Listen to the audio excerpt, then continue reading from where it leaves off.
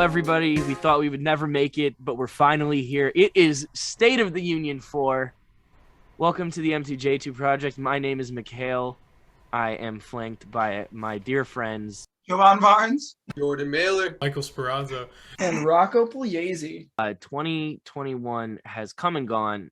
It was quite the year, both for movies and just for life in general. How are we feeling in retrospect for about 2021 as a year in total? You can go first, McHale. You can go first. Yeah? Yeah. Okay, it kind of sucked ass for me. I'm not gonna lie. I think for the channel, I think that this was our best year ever. Actually, we put out some good ass content this year. We grew like exponentially more than we have in years past. Like we've outpaced ourselves in terms of our growth in terms of like views and stuff, and just like connecting with people. So I'm happy about that. But just it's weird to think, but like 2020 was a pretty fun year. Not fun, but I mean, 2020 or 2021? 2020. It was like I almost hate to say that I enjoyed the downtime. Well, I do hate to say that I enjoyed the downtime, but having to deal with the pandemic minus like having downtime to avoid it really sucks. I agree with. But Yeah, that's how absolutely. my year went. Jovon, how about you? Well, I don't really remember much about it. I know that I got COVID day after Christmas, and then the one final kick in the nuts was Betty White dying on the last day of the year. Beyond that, it was a pretty decent year.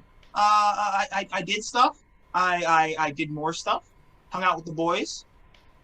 Mike? Yeah.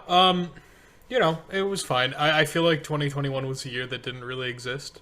Facts. Pretty much, it was very forgettable. Yeah, I turned 21 this year. Happy birthday, Mike. Thanks. And I've been really into bartending and stuff like that lately, so I've been doing that a lot. Otherwise, though, I've been mostly like the year kind of flew by without much thought. I guess you could think of that as a bad thing or a good thing, depending on your perspective. But it was somewhere in the middle, I'm sure. Jordan? I'll be honest. I mean, I thoroughly enjoyed my 2021. I don't know. There's not much to say. I feel like it's like dragging a year down and then having the year after it. I mean, I feel like no matter what could have gone wrong in 2021 for me, I feel like I was very much so looking in the positive light after the year that was previous. I mean, in the game of life, I mean, like a chessboard, I feel like that last year I kind of just moved all my front pieces forward. Like I feel like I'm setting up a path for myself. I don't know. I find like what I like to do, and I don't know. I'm really making time to just pave the way for my life. Fuck yeah, bro. Rocco? I don't understand chess. Mild, I would say. I don't know other word to use. Some ups, some downs. Better than last year. For sure. Yeah. Nothing too exciting. What an awesome note to start things off on, guys. Everybody seems like they had a great year. Yes, sir. Yeah. Nobody seems like melancholy at all. Guys, I'm excited for 2022 for the channel, though. I feel like I got some stuff cooking. The annual McHale promises something in State of the Union that never comes out. But, I mean, I did talk to somebody about possibly doing a collab video for Kaiju Month. I think that, like, State of the Union every year has become, like, we had to do it this year. Because it came up, and I guess I'll take this time to explain why we're doing this over Zoom. Very briefly, because I don't want to... It doesn't matter that we're doing it over Zoom. The time came to do it in person. We got to do it in person last year, thankfully, which I was worried about. I'm very grateful that we did get to do it in person last year. But this year, the time came, and stuff gets tight when we're all in school. And we have a very small window where everybody is home at Christmas time. And it usually narrows down to like one day. And unfortunately this year, this day, not everything lined up. And we had some just out of an abundance of caution with some COVID concerns and everything else going on, it just couldn't happen that day. We are here, and we are so ready to give We're you guys. here is what's important. Like, State of the Union is happening. So Indeed. hype. Everybody get hype for State of the Union, everybody. If this was like, if we were in person, like Uptown Funk would start playing right now, or some like shit Yeah. sports game. Something I'll like tumble that. for you. Little shenanigans. I'll tumble for you, would kind of be hype though. If there was no copyright, shenanigans would be playing. Shenanigans, yeah. Ah, sorry. Tim Allen disappeared from Jovon's background. Sorry. All right, fellas. So, without further ado, do we want to get into our bottom five? Yeah, so I would like to preface this a little bit with a note about my list that I don't know how much anyone else in this call will agree. I'm sure some will, some might not.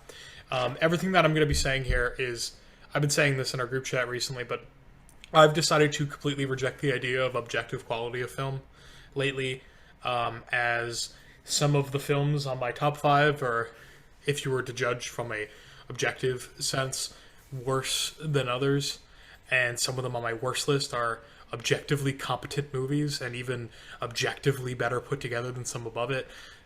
So saying the term objective as much as you want is a fucking bullshit signifier anyway. So this is purely what I enjoy, and if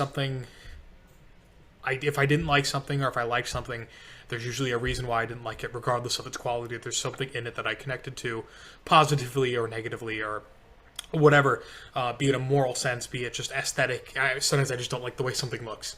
So, and I say this for all of us, I'm sure we'll disagree with one another, and I'm sure we'll agree with another at sometimes.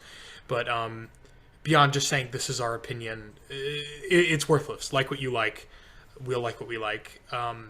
And our lists are, at the end of the day, meaningless. They just reflect our own experiences as people who really probably have not seen as many movies as usual this year and last year because of the situational aspects of things, but have tried. So it's really just, even our bottom 5 is the worst out of the 5, the worst out of what we have seen. Mm-hmm. And as I've gotten older, I've had a lot of trouble. I don't drag myself to movies I know I'm going to hate anymore. I don't have the energy to do so or the time. So, grain of salt. My worst movies are another man's mediocre movies. Very good observation. I agree with Mike. Like, well, I have to say something off, Mike. I agree. I mean, 100%. I mean, we're all growing up, we're all getting way busier. Some of us are dealing with school. Some of us are getting hit left and right with life in general. So, like Mike said, we don't have the energy to exert our movies just to say that they're bad. We don't have the energy to even argue about movies anymore, which, I mean, we still find time to do. Yeah. But what I mean to say is, like, my list is probably going to sound, pretty plain. I've seen 10 new movies this year, which make up a list of the bottom 5 and top 5. So I'm gonna give you guys my least and top favorites, like kind of just going down a list, basically from what I've seen. But that's all I've given myself time to, because I realize what I can and can't do in life. I'm gonna be honest. Yeah. On top of all of this, my number one favorite movie this year might be the single most controversial pick that has ever been made on this podcast. We'll get into that. I'm intrigued. So we'll move on from there. We'll move on from there. Real quick, what I wanted to say before, as McHale is saying things that he's promising things in State of the Union that may or may not happen. Yeah. But I recognize this place. This is going to be where a lot of content's filmed. Hopefully, COVID permitting. This is the DVR, baby. We're already past the shitty blinds, the crack house blinds that we got. Good. Let's head on to our worst. I got a bone to pick. My number 5 worst film of the year is going to be Edgar Wright's Last Night in Soho. I'm so sorry. I tried so hard. I wanted to like it so bad, but something about like building on the Baby Driver gimmick with the headphones, it's just on like a base level, like what Mike said. Like, if there's just something in a movie that it just doesn't click with me, it might ruin the whole thing. And this really did. I'm sorry. Like, I really tried with Last Night in Soho, and I wasn't into it. What do we all think about Last Night in Soho? So What did you thought? I'll bring it up now instead of bringing it up later. Last Night in Soho was one of my honorable mentions. Not necessarily for more on the good side than the bad side, purely because I have seen about 30 minutes of Last Night in Soho. I really have not had the time to watch it through. I enjoyed what I saw, but I have not seen enough to give an official ruling on. Yeah. That's just why I can't really react positively or negatively. I'm kind of an Edgar Wright shill, and I'm aware of that. You know what As I mean? am I. So Normally. I don't know if I agree or disagree with you. Full disclosure, but I completely respect what you're saying. That especially when you're doing a film that revolves around something like music in the way that it does, if that music just doesn't work for you, it doesn't work for you. You know, it's hard to get around that. There's nothing around that. That was the other thing. I felt like Baby Driver had a much more eclectic choice in music. So if one song in Baby Driver didn't click with you, which there are some that didn't click with me, but a lot of them did. And a lot of it, like, they can really get you into the scene if it's something that you recognize, or just like a song that sounds cool. And a lot of this was just like, I don't know, it felt like dull, kind of samey sounding music. And it really, I think that's what made Baby Driver so dynamic, is that like from scene to scene, it was completely tonally different because of the soundtrack. And a lot of this is like, cool, it's edited set to music, but it's like a floaty like pop song from the 60s or something. Like it's just not it's not something that pulls you in. Yeah. I think that I'll be honest, I wasn't a huge fan of Baby Driver when it came out. I don't know what it was. Something was drawing me away from it. I love Baby Driver, think I but know you're what it not is now. alone in that. Yeah. From what I saw from Soho, I didn't watch it, but I caught up on clips on YouTube and everything like that. From what I saw, I think I could just be throwing this shit out there, but I think I would have liked it more than Baby Driver. I think you had a premonition about Baby Driver. I think you knew some bad juju was going on in that movie. I don't know. No, I don't know. Not like just talking movie in general. Baby Driver just didn't click with me. Yeah, Baby Driver's cursed. Baby Driver Baby of the Driver main is cast. cursed. Of the main cast, there are more people accused of sexual harassment than not, which is fucking crazy. There's like 3, right? It's John, Kevin John Spacey, Hamm. John Hamm, Ansel Elgort. I thought you were going to say John Bernthal. I was going to be heartbroken. I love John Bernthal. No, John Bernthal he's a goat. I love I'll that. be distraught if he ever gets accused of that. Anyway, Jovon, do you want to hit us with your number 5? Yeah, and my number 5 is The Unholy. It was a horror movie that kind of got like shoveled into theaters earlier this year when the box office was still kind of in a state of flux, I guess you could say. If any of you haven't heard of it, it's basically a movie about this girl who is blind and deaf, who suddenly regains her ability to see and hear, and then she begins to spread the word of what she perceives to be God and an angel that heals her, when in reality it's a demon that heals her and is trying to take over the world. And it was awful. This sounds fucking hilarious. It kind of was. It was able to stimulate a good atmosphere, but it just dragged, and you didn't care about any of the characters, and it was just one of those movies where you're like, you know how it's going to end, and you're like, can we just get to the ending? That's a shame, because that's kind of a cool concept. I haven't. It was very. That's why I saw it. It was an interesting outline and concept, but the execution, it was just like it was the same old schlocky possession type. That's a shame. Horror Netflix movie. Yeah, that's a shame. And Jeffrey Dean Morgan's in it, and he's great. I love him. He's great. He's fantastic, but he was very wasted in this. So that's my number 5. He was wasted in the movie? Like drunk? He probably was. To be in this, I wouldn't doubt it. So I'm going to talk about one, and this take is not very interesting. I bet a lot of you forgot this movie came out this year. I bet even more of you didn't see it. I wanted this because I more want to talk about something in it. So my number 5 is Thunder Force. The Melissa McCarthy, Octavia Spencer superhero movie on Netflix. Oh, yeah. What? I heard it was awful, but I didn't see it. So, I mean, it's bad. Of course it's bad. It's like the thoughts that came to your head of Melissa McCarthy Octavia Spencer, Jason Bateman superhero movie is what it is.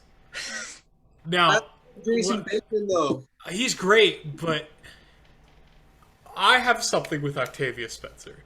Is there Who has dirt on Octavia Spencer? She's a fantastic actress, and then she's in shit like Thunder Force and Ma.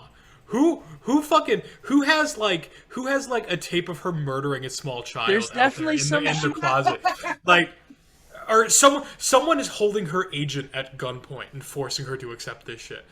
Like she's been in so much great shit. Yeah. She was in like I'm looking at her thing right now.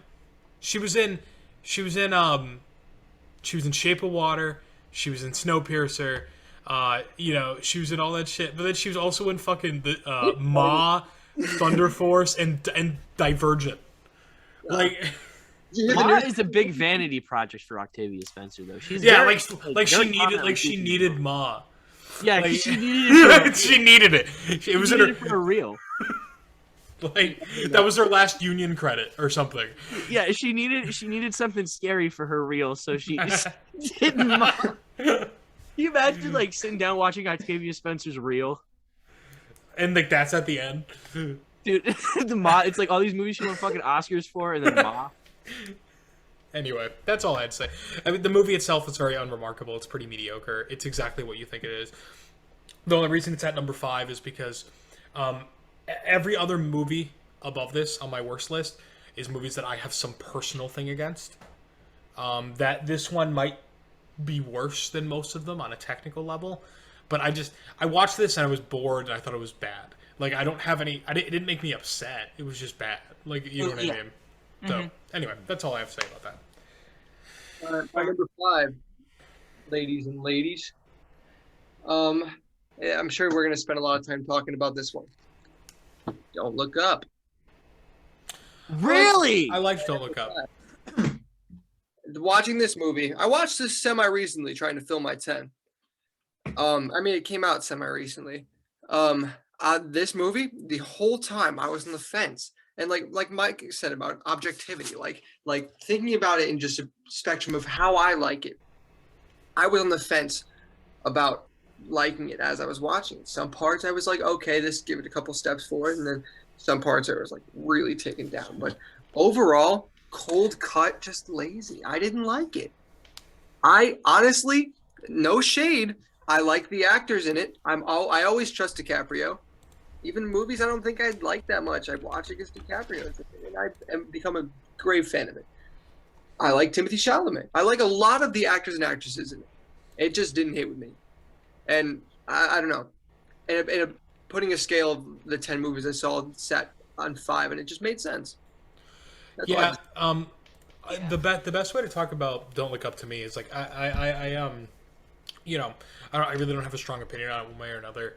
But I did see a tweet about it that I think sums up how I feel about it as a whole, which is someone called it 2021 Idiocracy. Which is exactly what it is. It's a movie that has a very shallow take. Now that shallow take could be entertaining, and it's not even a necessarily incorrect take. It's just that Adam McKay is not as funny as Mike Judge. It's not as funny. Like the jokes did not hit really for me. Honestly, it wasn't that funny. That was one of my bigger issues with it. It seemed as though it tried to be funny a decent amount, and it was funny like every now and then. It felt like even the actors, like I felt like Timothy Chalamet did not find any of those jokes funny, but he was just doing it because of a paycheck. Yeah. I gotta be honest. I loved Don't Look Up. I thought I liked it. Was. I'm a sucker for movies like Secret Life of Walter Mitty. That's like the whimsical dude, and this is kind of gave me Leonardo DiCaprio's take on that. He's kind of like this aloof genius dude. I didn't think I was going to enjoy the movie because I had just recently watched What's Eating Gilbert Grape for the first time, and it irritated the fuck out of me that Leonardo DiCaprio was playing that character in that movie. And I thought that that's what was going to bother me here because it's Leonardo DiCaprio. It's not sometimes in movies he completely removes me from the movie because it's that guy. Yeah.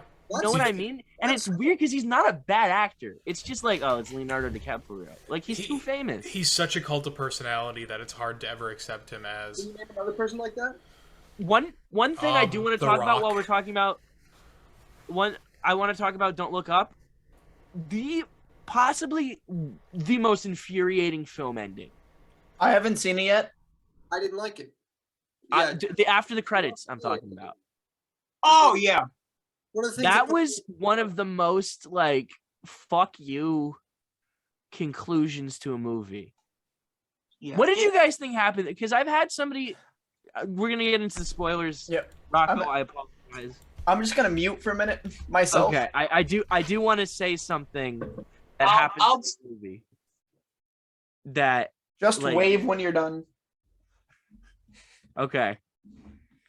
When all the rich people get off the spaceship in the after the credits scene, that was the most infuriating fucking thing to me. Why, after all of this movie sets up how dumb and ignorant and like undeserving of like saving all of these rich people are, why do they get to be the ones like they do survive? I thought that was a little weird. It didn't seem like the movie's message was going. That's one of the many reasons why. I remember I texted you guys when I was about a third of the way through it, and I was really enjoying it. But as it went on, it seemed as though the messaging was so heavy-handed, and that in itself isn't necessarily the issue. Yeah, the But problem. the fact that they didn't do anything really creative or entertaining with it, and the idea of like, oh, if this ever were to happen, in all likelihood, the rich would be the people to get away. It's like, okay, and this movie was on my best list. We're fucking dragging this. Damn. It's All a right, lot of well, yeah. There's a lot to say about it. One thing I want to say to close out that is my number 5 is that like that is it. As it went on, it started to peel towards the bottom, and it's sitting at my number 5. It's not the worst, but I mean, at the end of the day, it just there was the bad outweighed the good. Bro, I'm like Rocco like saw me wave and then like went to put his headphones on and then put them down and then I started Because like I heard waving Jordan was still right. talking. I was like, oh no. Like I found out about the movie because of what the cast was. I heard it and I was like, don't really want to watch it for that. I'll watch it because I see like these people are in it, and I'm a Isn't big Jennifer Lawrence in it or no? yes. he's basically the second lead. Gotcha. Which, hey, they did great. They did great. No smoke to them. Just, we can move on. Rocco. Caucus. Oh, it's my turn. Ooh. So this one might be a little controversial. And I'm kind of in the same boat as Mike and Jordan, just because I didn't not like this movie, but it's in my bottom 5 because of the ones I did see and I enjoyed more. But In the Heights, Yeah, I didn't that's like fair. some of the changes. I mean, we've all done theater at some point in our lives, or still do. And I don't know about you guys, but I didn't like some of the changes they made from musical to screen. But Yeah, I think overall, it was some like of a it was fine her. movie. Abuela in particular, I didn't like the way her arc went instead of her like getting spoilers, a lottery ticket, and like her and Usnavi having the whole moment, and then but like her just like kind of like dying in her sleep. I don't know. Doesn't that happen in the show? Well, she in the does. You can cock, Mike. Yeah. In regards to the lottery ticket, her and Usnavi have a lot more bonding over it, and he finds out about it before she dies, and they talk about it and shit in the movie. It was like a Wait, whole he finds song. it after she dies in the movie? Yeah. That's fucked up. Yeah. Ugh. Her part is just way smaller in general. Yeah, it's the original actress though, which is cool. Everything was competent about it. Yeah. It was just I agree with Rocco. It's one of those things where you reach this point where it was an inferior adaptation, in my opinion. Yeah. But the issue is that if you look at it as a film, it's pretty good, and I like what we saw. But it's hard to, as much as we can all agree that to judge it as fairly as possible, it is the best to remove it from its origin, just so we can look at it as a standalone project. That's pretty hard to do. Yeah. Mentally. So It's Like- hard. Yeah, it's hard when it's especially when we're theater kids and we're so ingrained in that kind of thing.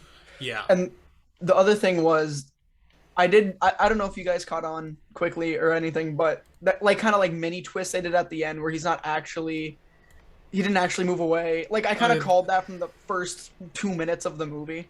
Wait, what happened? And then, did you see it? No, spoil it. I'm not gonna fucking watch it. So they make you think that he moved back to the Dominican Republic in the very first couple minutes of the movie, but then at the very end, it like pans out and there's just a mural on his wall in the store of the the Dominican Republic. Yeah, Man. they changed the definitely because they were afraid of it looking bum as fuck. But they changed the Graffiti Pete painting the mural of Abuela into painting a mural of the Dominican Republic. Dude, it would have been the whole point of it being Abuela, like Abuela was in the movie. It always looks bum as fuck. Yeah, I was gonna say there would have been a meme about how bad it looked. Like, no doubt. All right, boys. I say we push it to McHale's number 4. I agree. McHale. All right. No. Speaking of inferior adaptations of musicals, my number 4 is Dear Evan Hansen. Okay. Oh. Sinister is the word I would use to describe Ben Platt's performance in this movie. Absolutely fucking nefarious. This man in every single shot. He was a menace to society. He looks like a middle-aged man that disguised himself as a high schooler, and it's like every shot is like he realized his plan worked. It's like 21 Jump Street, but he got fired halfway through and decided he'd just stay in the school system. Yeah, it's disgusting. Oh my god. Well, the problem with Dear Evan Hansen is like obviously like it's a moot point to talk about how old he looks now. Yeah. But the thing is that my biggest thing is that for everyone besides Evan, they hired film actors. Yeah. And Ben Platt is still giving his Broadway performance. Yeah, opposite fucking Susan Sarandon. Like, are you kidding me? It looks really ridiculous because every conversation goes on like this, where someone's like, "Evan, are you okay?" And he's going, "Yeah, I'm fine. I'm fine.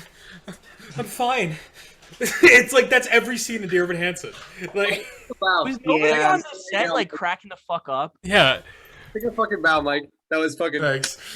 Guys, I'll go out and say you were all there. We saw the original Dear Evan Hansen on Broadway, and I fucking sobbed. I was not there. I loved it. I love this. I love Dear Evan Hansen. I think That shit hurt to watch. Love like the music. I was so disappointed in this movie because I loved Dear Evan Hansen when There's also this thing where again, as I said, it's a little bit moot to bring up his age again because we all know, but Evan.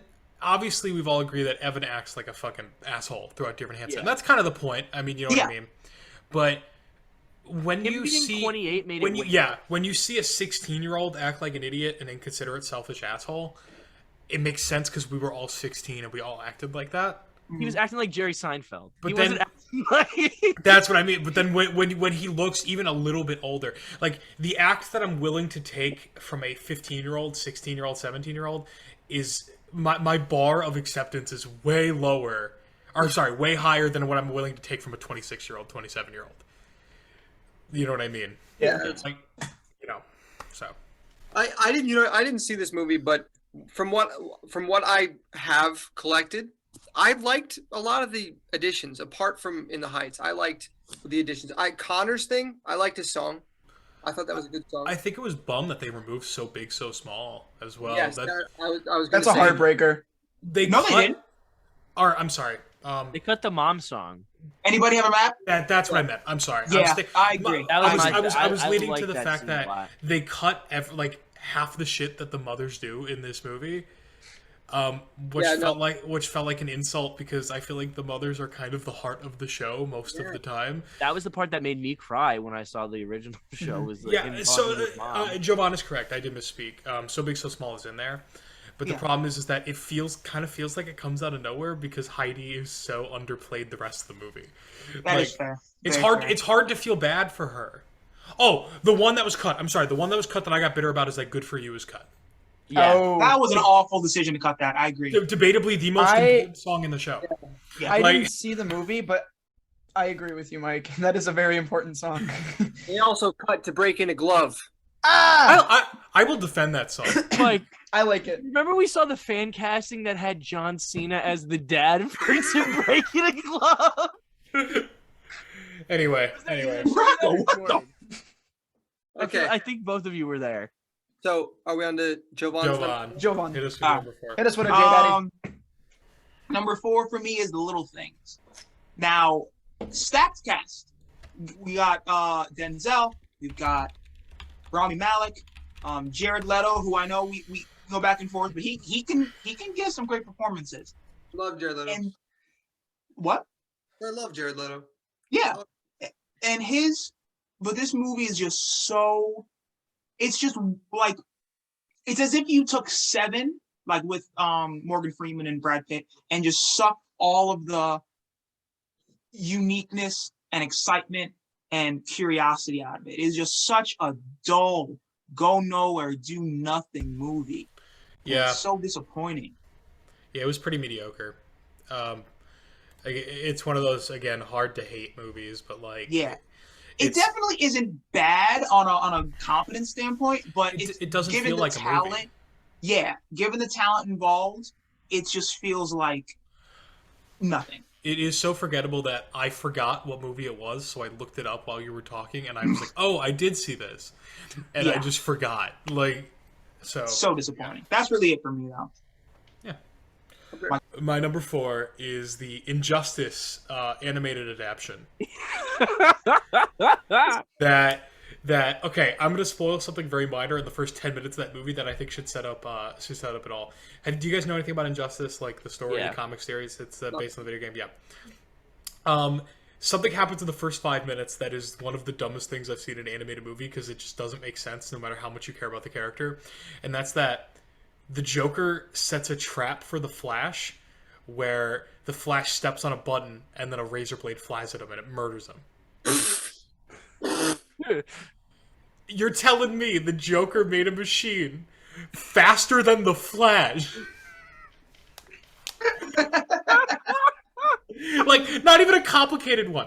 Like, and for those of you who don't know, Bro, it throws a knife. It does. It's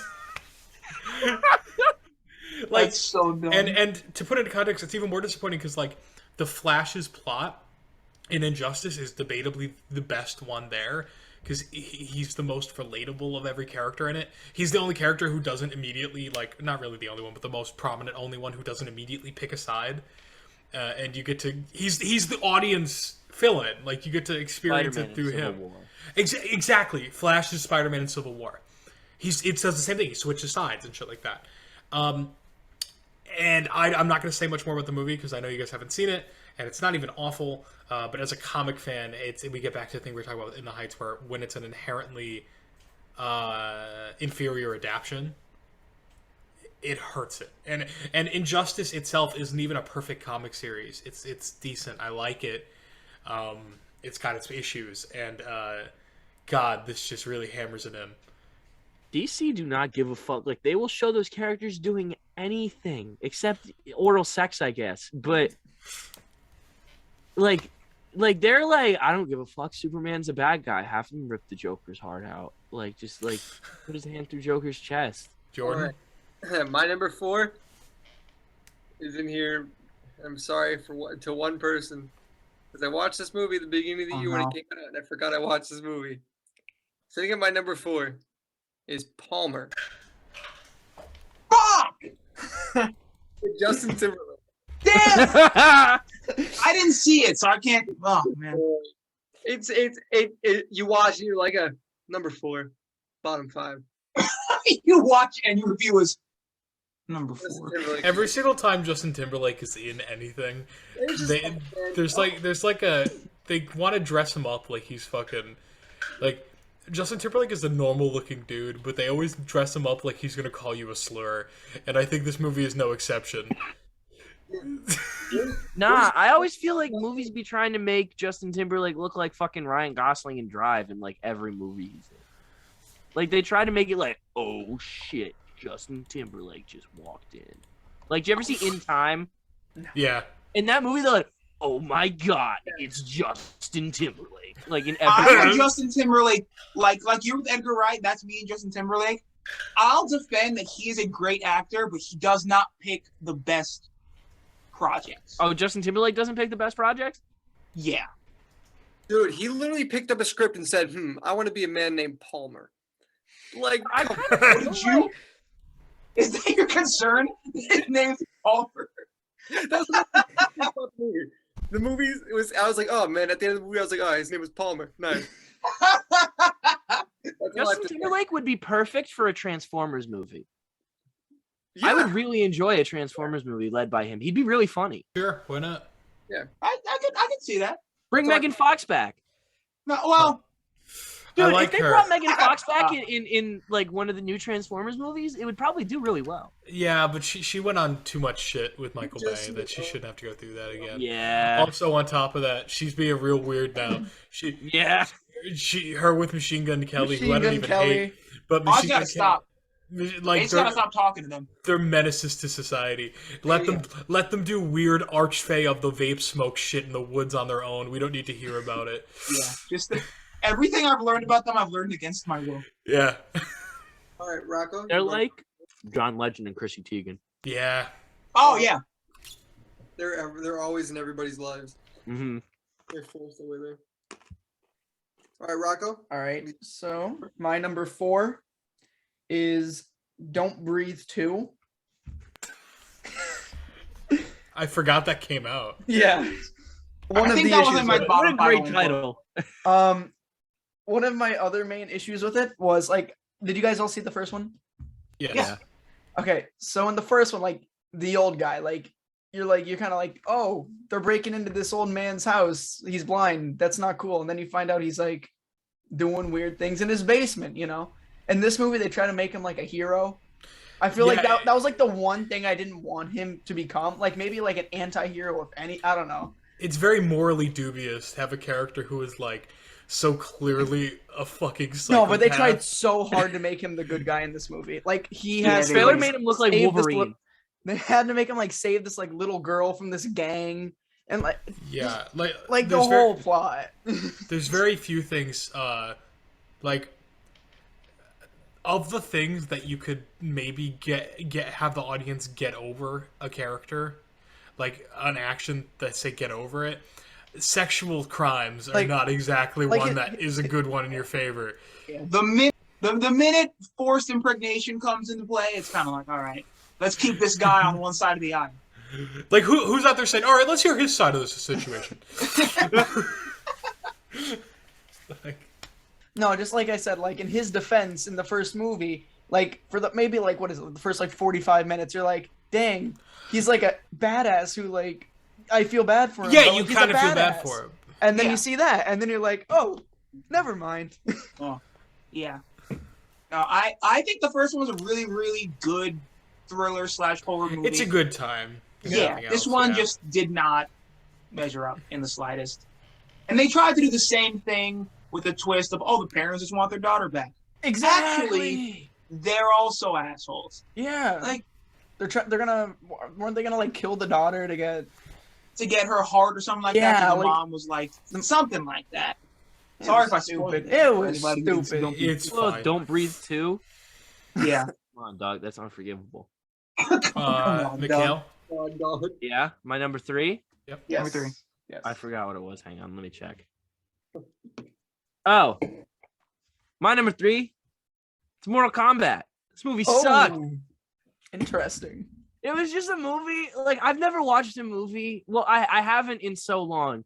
Where I watched a movie, we finished it, and I was like, that sucked. Like like I like. it was like one of those '90s movies. It was like Independence Day. We were like, Independence Day is come also on, fun. Independence Day, dog. Like, get out of here. Like, get out of here. Independence Day Mortal is Kombat. good. What? Independence Day is good. That's a Yeah, good but movie. like, it's like one of those movies where you're like, oh, come on, like, be serious. Like, it's a give me a break movie. I have things to say about this movie, but it'll be a while until I talk about it again. Oh shit! Is I, it your favorite movie. Up there. My camera died. One moment. I enjoy it. I mean, obviously, I'm pretty biased as I'm a pretty big Mortal Kombat fan. And there's some The dumb shit biggest in this cock movie. tease of Mortal Kombat. I'm sorry. I don't know. I'm a pretty big fan of the series, and I don't know exactly what I would have wanted it to be that it wasn't. Obviously, showing the tournament would be nice. So, showing the tournament would be nice, etc. But I mean, seeing fatalities on screen and seeing decent portrayals of the characters and shit like that is fun. So I can't really complain. I can't complain too much. It's just a good time. At least Yeah, we got one anyway. My main issue with it was just, I don't know, man. It's just so many of these movies are the same. It reminded me, like visually, it looked like Warcraft, and then I was like remembering all of these other movies that come out, and then you just forget about them. And that's what it was for me. It's like, in 3 years, are you going to remember that they made the Mortal Kombat movie? Do you guys remember they made the Rampage movie? Yes, bro. Oh, Yeah, that was on Jordan's worst list, our first State of the Union. But I remember. Oh, yeah. No, I wasn't in no. the room to hear him talk about it. But If it didn't tickle your pickle, that's all Nah. right. Mortal Something tickled Kombat, me. just like the first 10 minutes, I feel like wrote a check the rest of the movie couldn't catch. and this I feel movie like looked dope. Yeah. In the trailers, this movie looked I awesome. also feel like we should say that the 5 of us had a watch party in person to watch this movie. We did. Yeah. Get so your that- no camera That having heightened it ass. a little bit.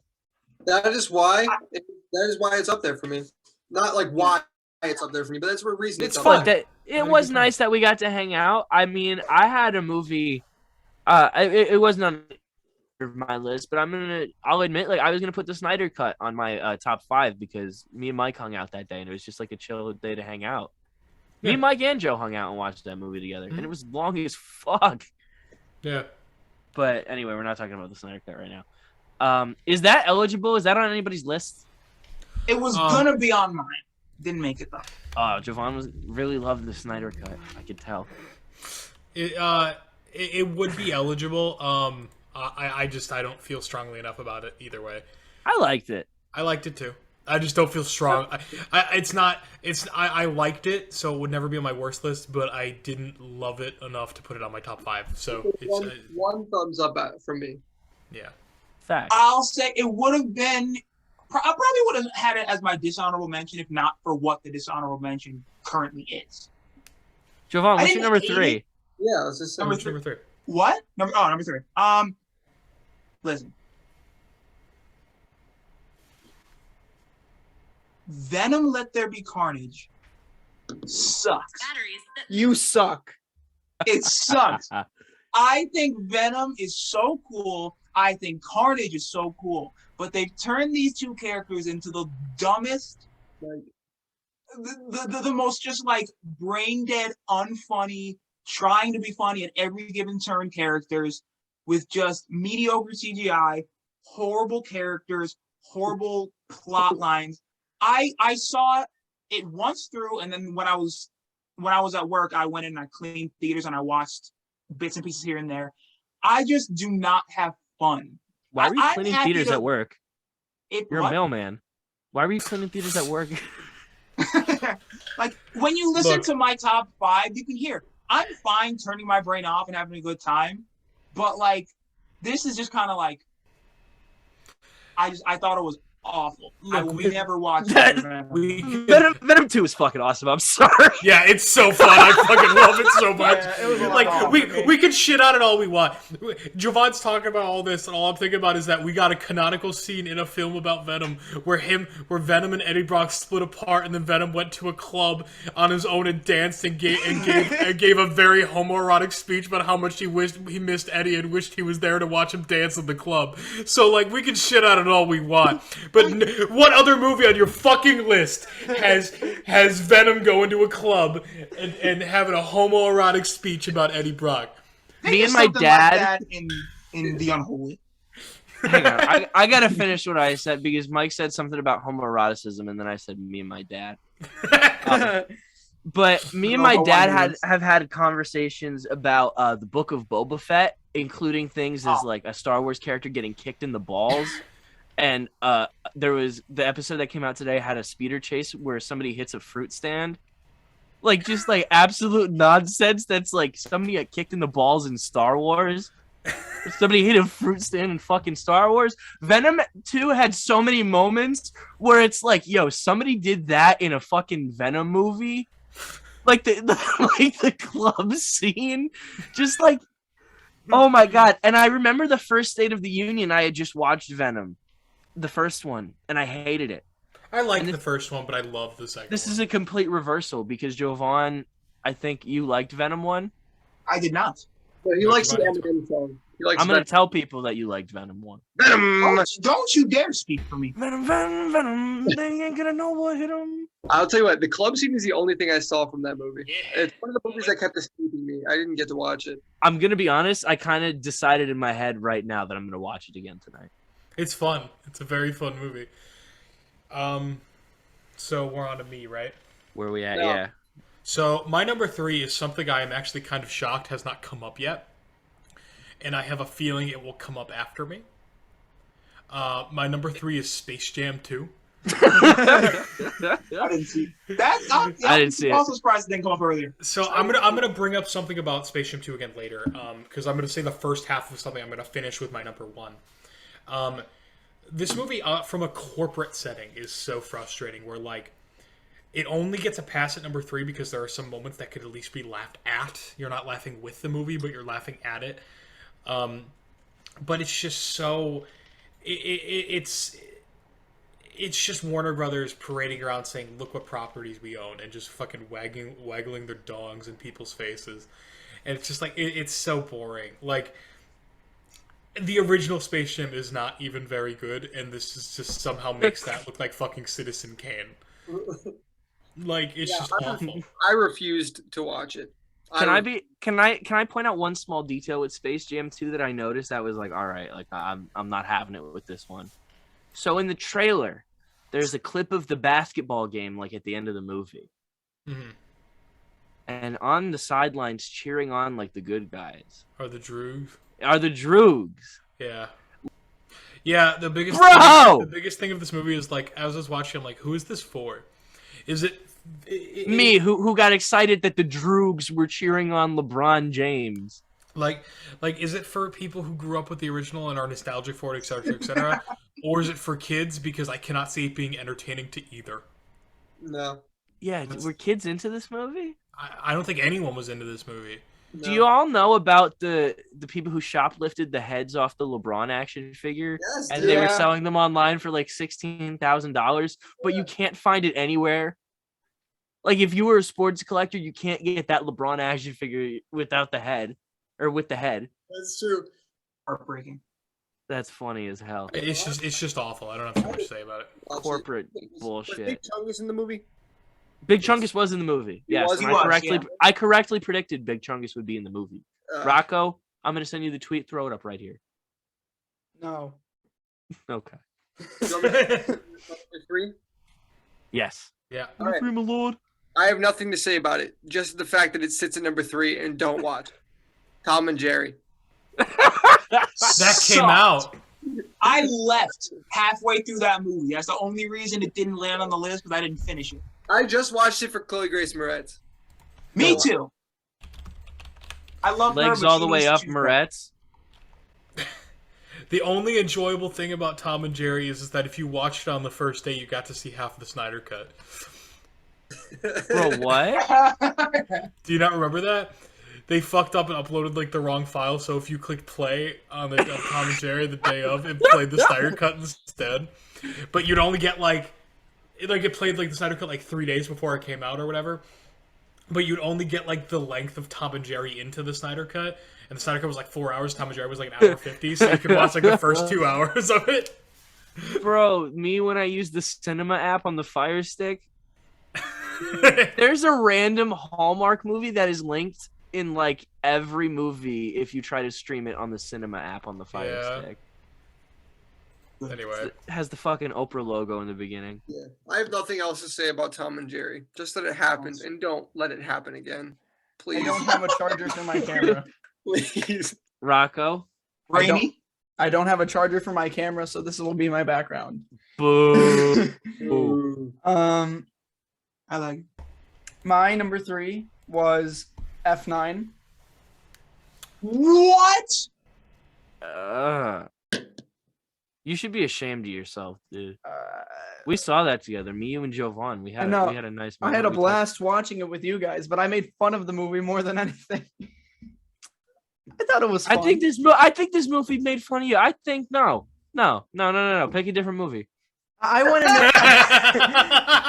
I didn't see a trailer for this movie, and then I'm watching it. In the first like 8 minutes of the movie, I just see John Cena pull up, and I was like, "What?" Bro, you robbed yourself. That was the funniest part of the movie because none of the shit that was in the trailer happened until like towards the end of the movie. So it looked like you like sat down to a completely different movie until very far in. Are you telling me that every single instance involving Ludacris and Tyrese going to space wasn't absolutely hilarious? No, it Bro, was. that was the but funniest shit I've ever seen in my life. It was funny, Mr. but- Man? I want to input real quick that Fast 9 is nowhere on my list because I haven't watched it. And the reason I haven't watched it is because I haven't watched any of the Fast movies, and I'm waiting to binge through them with any of you guys who would like to do it. We're gonna watch all of them. They don't get really entertaining to like the 5th one. Yeah. So I can't wait to binge them, and I want to do it with my boys. Absolutely. These movies go dumb hard. Dumb Like hard? there is some absolute nonsense in these fucking movies. But with that said, I disagree, Rocco. I think. Well, I disagree with you. All right, my number one or honorable mentions real quick. It's No, number we're on 2. number 2. Oh, number two. Oh, Bum. number 2. I have a weird You're feeling going out of order, you dumbass. No, you want me to do my number 2? It's gonna be the same. It's gonna be M. Night Shyamalan's Old. I- My number two? That's in my Yes. number 2 as well. the movie sucked ass. Did everybody have it in their number 2? But I wasn't on the list. I forgot it No. existed. It's on my number 2. Not on my list. Yeah. Zero blocking in some scenes in this movie, which fucking baffled me. They Mid-sized stand in a sedan. circle. Yeah, mid-sized sedan. That was funny. That was hilarious. really funny. And like, I wanted to share a story. The day that we saw Fast 9, me, Jovon, and Rocco also walked into Old for a couple of minutes. Jovon, you remember this? I do. And we tried to see how long we could endure it. And the scene we watched was the mother and daughter arguing. Somebody's echoing. Yeah, that was me. Okay, you good? Yeah, I just Okay. switched. I put the camera on my phone. Gotcha. Okay.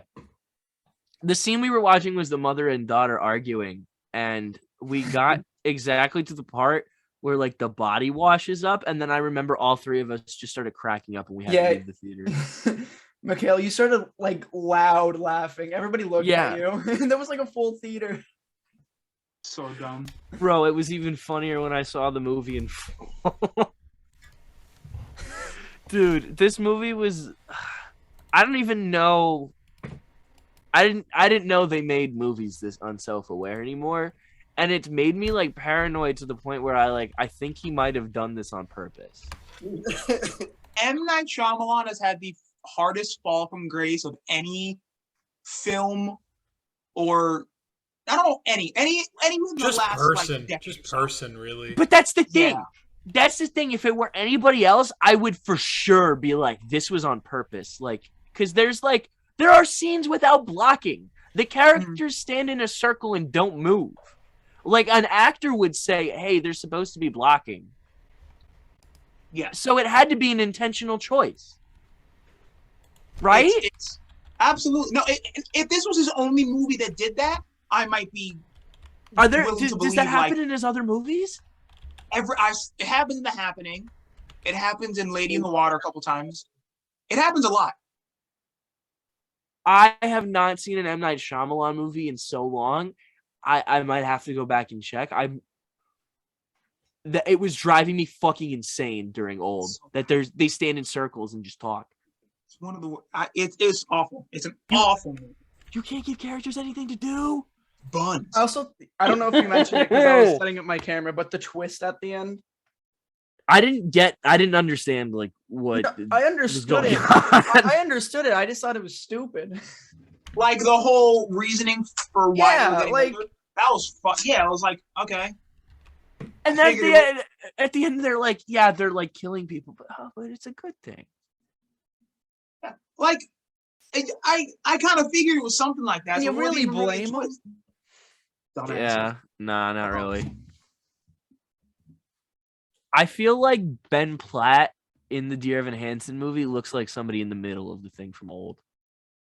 Like his age is changing, but he's not aging.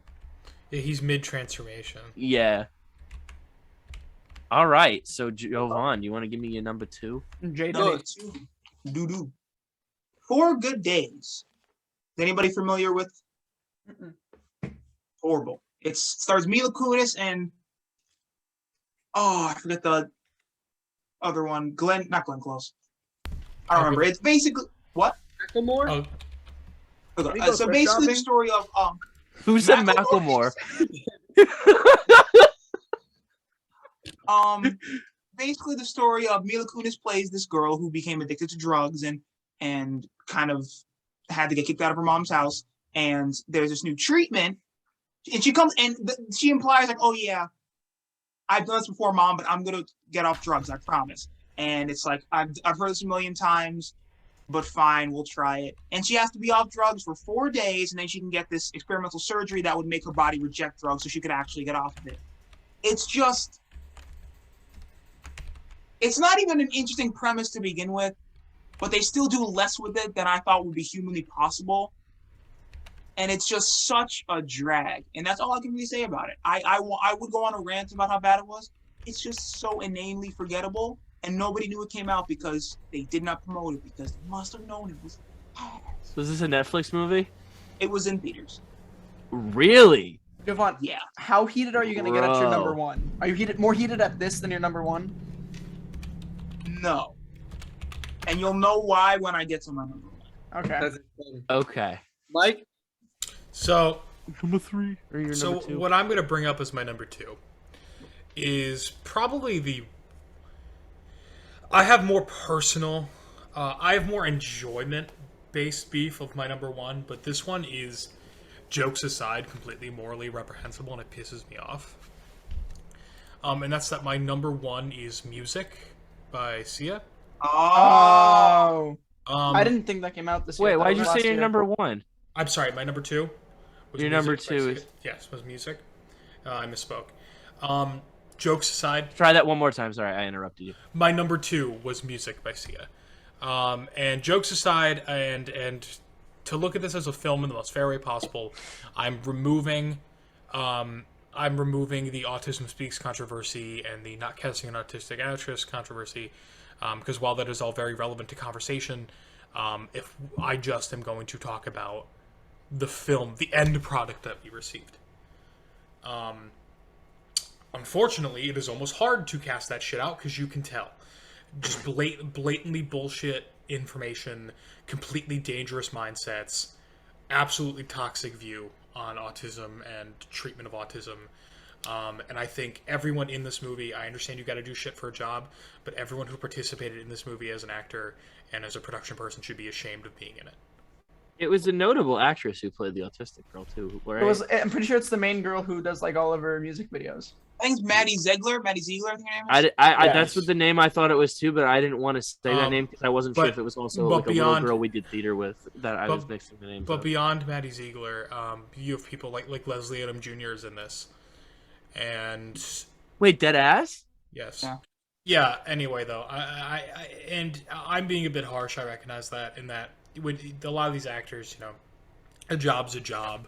And who's to say, you know, they're not in charge of the writing and whatever, and that's all completely acknowledgeable.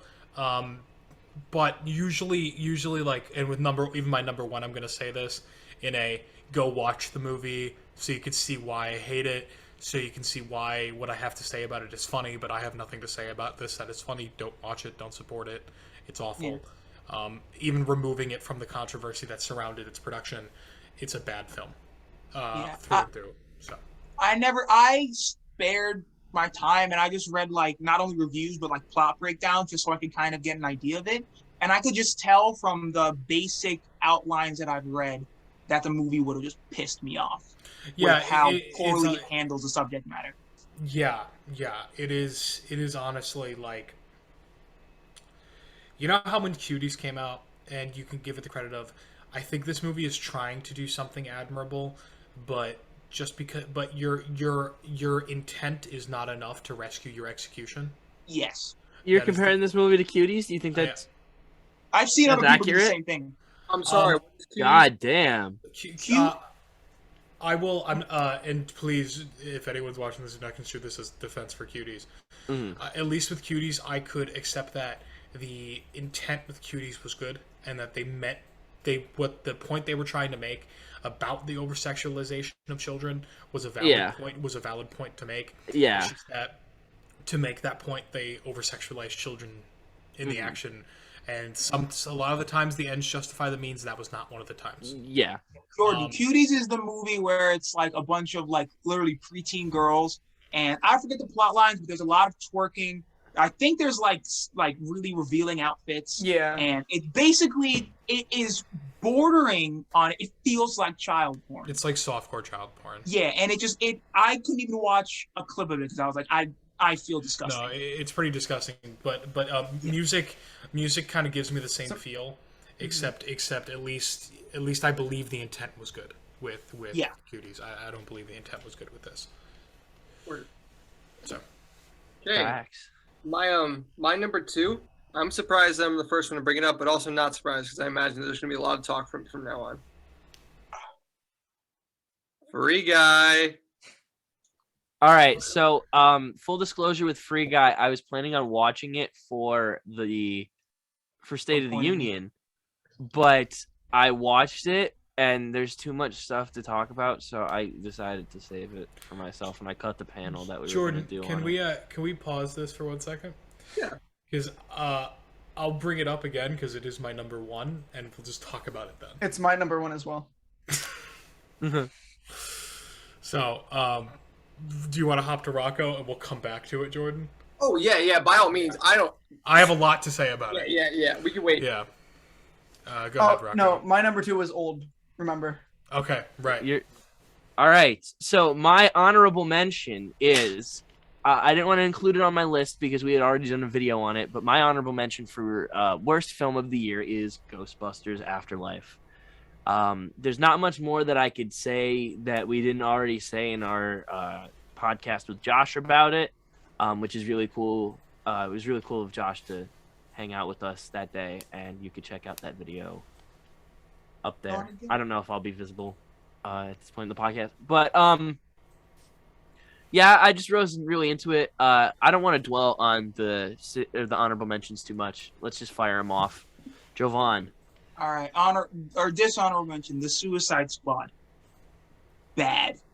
I'm not one of the few because I got a very bad cinema score for a superhero movie. Shut up. Jovon Sorry. said that CinemaSin made a couple valid points about this movie. Did he make a video on Suicide Squad? I don't know, but I'm sure. yeah. He probably had. Yeah, I gotta stop watching. Checking everything. Jovon sucks toes. Beside the point. All right, Mike. What's your honorable mention? I actually don't have any dishonorable mentions here. As of the movies I put on here, outside of Thunder Force, which was admittedly just to fill a 5th spot of a movie I don't like, as was Injustice. My top 3 were movies that I honestly have a personal beef with, beyond them just being bad movies. So putting a dishonorable mention would be a little too harsh for anything. There are movies, most of the movies that would be dishonorable mentions are just mediocre, like Old, like whatever. So really everything that I've commented on that I said I didn't like here, just mentally construe that as a dishonorable mention. I just had much more to say about the ones actually on the list, so I skipped it for the negatives. Okay. My dishonorable mention, like I said before, it's not a movie that I saw, but it's a movie that I heard a lot of bad things about that I actually want to see because I feel like my opinion would be different. House of Gucci. Ugh. No, I want that movie to be bad. Yeah? I mean, Yeah, I like Gaga, I like Adam Driver. I want Lady Gaga's performance in this to be so terrible so I can make fun of it. Rocco. I actually don't have any dishonorable mentions, but I have a mention, if that makes Yeah. sense. It's just like a middle of the ground movie that I saw, because then the rest of my mentions are honorable mentions. You're just mentioning a movie. Mentioning a movie, yeah. Okay. But Godzilla. I wasn't super fond of it. Well, that didn't come out Versus this Kong. year. What? Versus Kong. Yeah, like Godzilla versus Kong. That came out last year, didn't it? No, it came out this year. Oh, I gotta put it on my list then. What the fuck? Like I saw it with, I saw it and then. Who'd you see it with? Name drop. No. No, I saw it with your brother, Yeah, I know you did. Oh, that seemed like a Caleb- weird. Kaylin Baden. But I saw it. I had like a good time with them, him and Max Snyder, and I liked it. And being there with my buds was fun and all. I wasn't there. But nothing great, nothing bad. Rocco, you sound like you have a gun pointed to your head right now. I'm not even gonna lie, bro.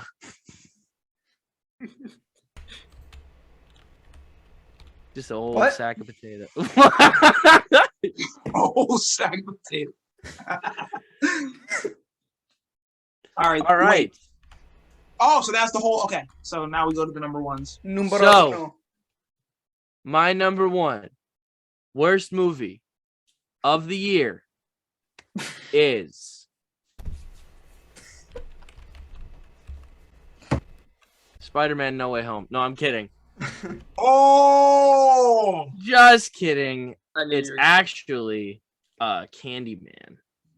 really? I gotta be honest. It was a toss-up because there were two movies that equally disappointed me. There was Dune and there was Candyman. I didn't want to put Dune on my worst Dude list. kicked ass. Eat shit. I was gonna have to. It That's was so exactly good. why I didn't put it on my worst list because I was gonna have to fucking explain myself, and I don't Yeah.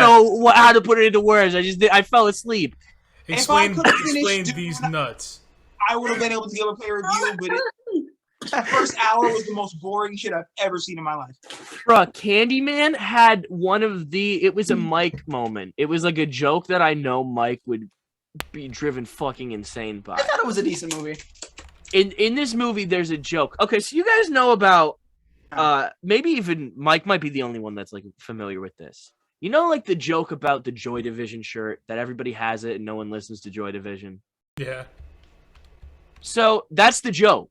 No one listens to Joy Division, but everybody has that shirt.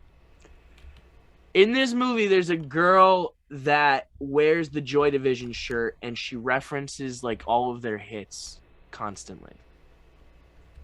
And there's a joke right before like her character dies, and the guy's like, "We get it, Jennifer. You like Joy Division because she's wearing the shirt." But like that's there's I do remember that actually. yeah, it's like the complete opposite of what the joke with the shirt is. Like, Also, just what a lame joke. yeah, like right? Like, it's just not funny. Like, it's just. Like, who's gonna like think that's funny? That actually like it would have to be people who weren't familiar with Joy Division, like having a following now, be like, "Oh, that's such a random band to think is funny." But yeah, it was just like weird off stuff like that, and then I was really into this movie. I thought it brought a lot of cool concepts to the table, and then it was very, very, very much what I was worried it was going to be, which was a fake Jordan Peele movie. And I just felt disappointed by it. I was really excited at the aspect of seeing Tony Todd again, but Tony what they Todd's did with great. well, yeah, for the one shot of the movie he's in. Yeah. But yeah, I didn't really care for Candyman. I apologize. I really wanted to like it. I liked the first one. I First one's enjoyed great. it, but it's one of those movies where it's kind of like the writing's on the wall as far as the problems are, Literally. and some people is like I can look past. Some people can't. I get it. I get not liking it. Yeah. Go Who's on. typing? Who's typing? I'm looking up information Oh, about We already touched on it. My number one's Old. Yeah. Just everything that is to be said has been said. Trash Awful fucking movie. Yeah. I want Shyamalan to stop. Because it's not even like funny bad anymore, like The Happening. It's just mediocre. it's just mind-numbingly like, I can't believe you're still getting funding for these. And it's just not good. Not good. Mike? Yeah, so now that's all of our three, we can just discuss. Free Guy is the most soulless, heartless movie I've seen in the last like 10 years. It is the way I described Free Guy to McHale is, do you know when you go on like Reddit or Twitter and someone goes, "Ha, wouldn't it be funny if during this scene in the Avengers Deadpool came out and said this?" And then the comment under it goes, Marvel hire this man. Yeah. This writer room was full of the man that Marvel didn't hire. That's what Free Guy is. It is the most soulless corporate bullshit. And it was made even worse by the fact that just watching it, I knew there was some dude, like I didn't see it in theaters, I saw it at home, but just I can ethereally feel someone else on the other side of the country just going, "Oh my god, it's not a fucking portal gun!" Oh. Like that's what Free Guy was. Are you talking about a specific person? Because I think I know who you're talking about. No, but it's like, but that's who it's for. Yeah. Like, yucky pasta salad. I think we all agree. Most importantly, it's just not funny. It's nothing about it is funny. It is ran under this fucking psyop that simply putting Ryan Reynolds on screen and having him reference a movie or a video game that we have heard of inherently makes it funny. It is Ready Player One but worse. Dun, dun, dun. Which is weird because I gotta be honest, I felt like it did some of the Ready Player One stuff a little bit better. It did, but I agree. I agree. It did the references better than Ready Player One because they were a little. Because it actually had fucking restraint, also.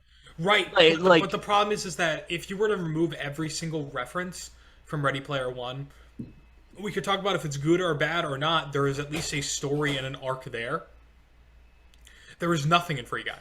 It is a movie of references. It is the YouTube video of 15 things you missed in the blank trailer, the movie. Ryan Reynolds fucking hate it. Girl. It is so bad. It is so bad that you guys know how I went on that long rant about how morally despicable I found music? Yeah. This ranked above it. Like that's how much I hate Free Guy. I'm done. That's all I had to say about it. I'm picturing Mike as Raphael in the first Ninja Turtles movie where he goes to the movie theater and he's walking out in the trench coat and he goes, "Where'd they come up with this stuff?" That was a very specific reference. I love the Ninja Turtles movie. Well, Free Guy sits number 2 on my list. Number 1, we made a whole video about. And we went to see it, me, Josh, and McHale. Oh. Ghostbusters Afterlife. Man, this movie, this is number 1 because I have beef with this movie. I just wow. I want my money back. Exactly. It's like at the point where like I've seen some pretty fucked up movies. I've seen some movies that were just bad. And no, McHale's exactly right. I feel justified asking for my money back watching this movie. It was one of those movies like Holmes and Watson. Like I felt fucking robbed. You exactly. know, I admittedly it was like yoink, like take. I have not seen. I have not seen the new Ghostbusters movie, but I think I think with what is on our bottom list, McHale, what was on yours? My number 1. Yeah, just to refresh. My number 1 was Candyman. All right, so with Candyman, with Old not really fitting into this module, but with all of our number 1s, it is the most indicative of. Holy shit, are we all fucking tired of this marketized nostalgia thing? Exactly. And it's I understand the comedy of me saying that while wearing a Nicktoons shirt, but still, you're literally on Family Feud right now. I know. I agree. I think that the. Oh, go on. Sorry. Yeah, it is like we can all sit here and argue about. I'm sure we've all drawn a little bit tired of just blockbuster stuff in general and huge, big $100 million movies. But beyond that, just marketing nostalgia as a concept Yeah. is I'm so Yeah. fucking tired of it. And it And was there's like, always more. All these Right. legacy sequels, needs. Yeah. Yeah. I have no issues with sequels, reboots, remakes, whatever, as Whatever. long as there's a purpose behind it. Right. When right. it's just, hey, let's see if we can squeeze a little bit more money out of this. It's Right. it's I so could shit clear on- in the final product. I could shit on a Marvel movie or something like that I didn't like or whatever, and that's fine. But at least there's not a. I don't feel like they're trying to sell me nostalgia in the same way that Free Guy is, or the same Facts. way that Ghostbusters is. Selling toys, sure, but at least Yeah. you can watch it. Like take Ghostbusters and say, can you watch Ghostbusters Afterlife if you have never seen a Ghostbusters movie and find it anything other than completely mediocre? And the answer is no. Well, that was actually the thing I kind of found with it is that you're gonna have a better time if you haven't seen the other two, because the big thing with Ghostbusters Afterlife is in Stranger Things when they find something and they're like, oh my god, what is this? And you have to wait a couple episodes to find out. Yeah. And in that time, you see what it does. You see like what happens when characters try to do stuff to it. So they do this in the Ghostbusters universe, but I already know what everything does. I saw the other two fucking movies. Yeah. So why are you wasting my time? And it's like wasting my time building up to the Ghostbusters reveal. We could talk about this later with Spider-Man, but like all I wanted was the follow-up. What are they doing? And they don't show it. I have to strongly disagree with you there. I don't think that you could watch this movie without. If you watch this movie and didn't see any of the other two, you would think it's worse.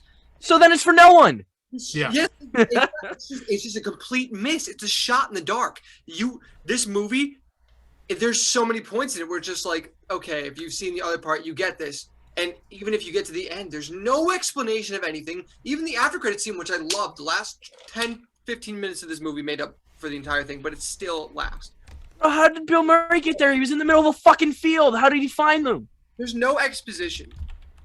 There's nothing. It's just, hey, this happens, this happens, this happens, this happens, led to this, done. But if you didn't know what those shits were, you're lost. Yeah. So was Yeah. was that it? Are we wrapped up on the bottoms? Oh, I Rocco, believe so. No, mine was Free Guy. Oh, yeah. Then we are. What time? All right. All right. At the time you hear the next pop, the funk shall be within you. Moving on to our favorite movies of the year. Let's start with honorable mentions. I'm gonna give just one honorable mention this year. My honorable mention goes out to Ilsa Schlesinger's movie, Good on Paper. It's a story about her getting gaslit by her boyfriend, and it's just like a really crazy, funny story. And if it's true, that's freaking crazy. She says it's true. Somehow I doubt that, considering what actually happens in the movie. But yeah, it's a crazy movie, really funny. Jovon. My honorable mention is Inside by Bo Burnham. Had I only excluded it from the main list because I wasn't sure if it should qualify as a movie.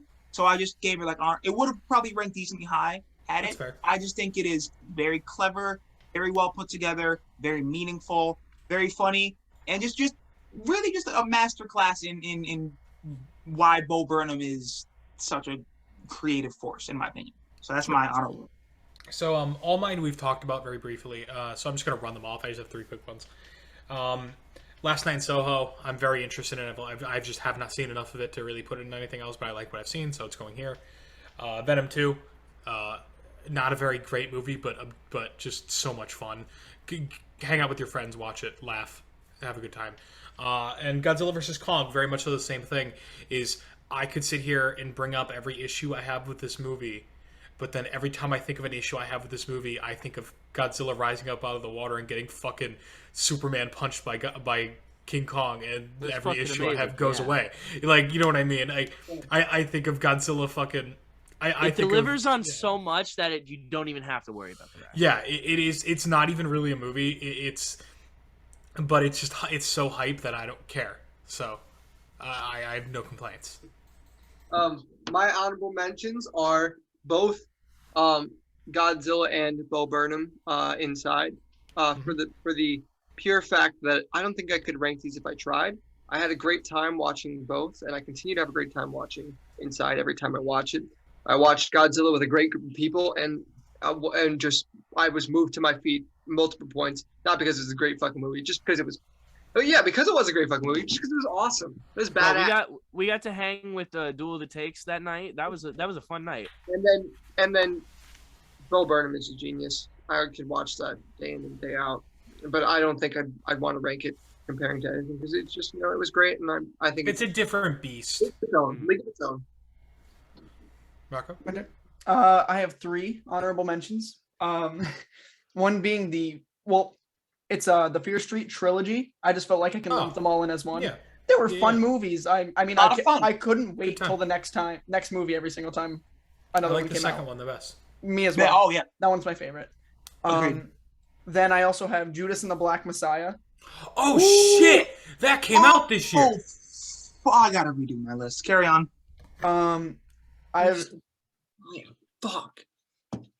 It's in the same boat as my bottom 5, where I didn't see it. It just ranked on my list at one point, but then I had to take it off just because of how much I enjoyed other movies more than it, not because it was a bad movie. So that's why it's an honorable mention. Then finally, I have Halloween Kills, just because I didn't like the ending. Halloween Kills was fucking awesome. I loved the movie. I loved the movie. The last 4 minutes of the movie kind of ruined it for me. I just did not like the last kill of the movie. I feel like was something that they added in post production, and I think it really left feels it like with that was the just funniest movie. Sorry. No, you say what you were gonna say. There was just with that in question, like the whole what's her name, Jamie Lee Curtis. I feel like Mike, you said it best at one point when we were talking about the movie.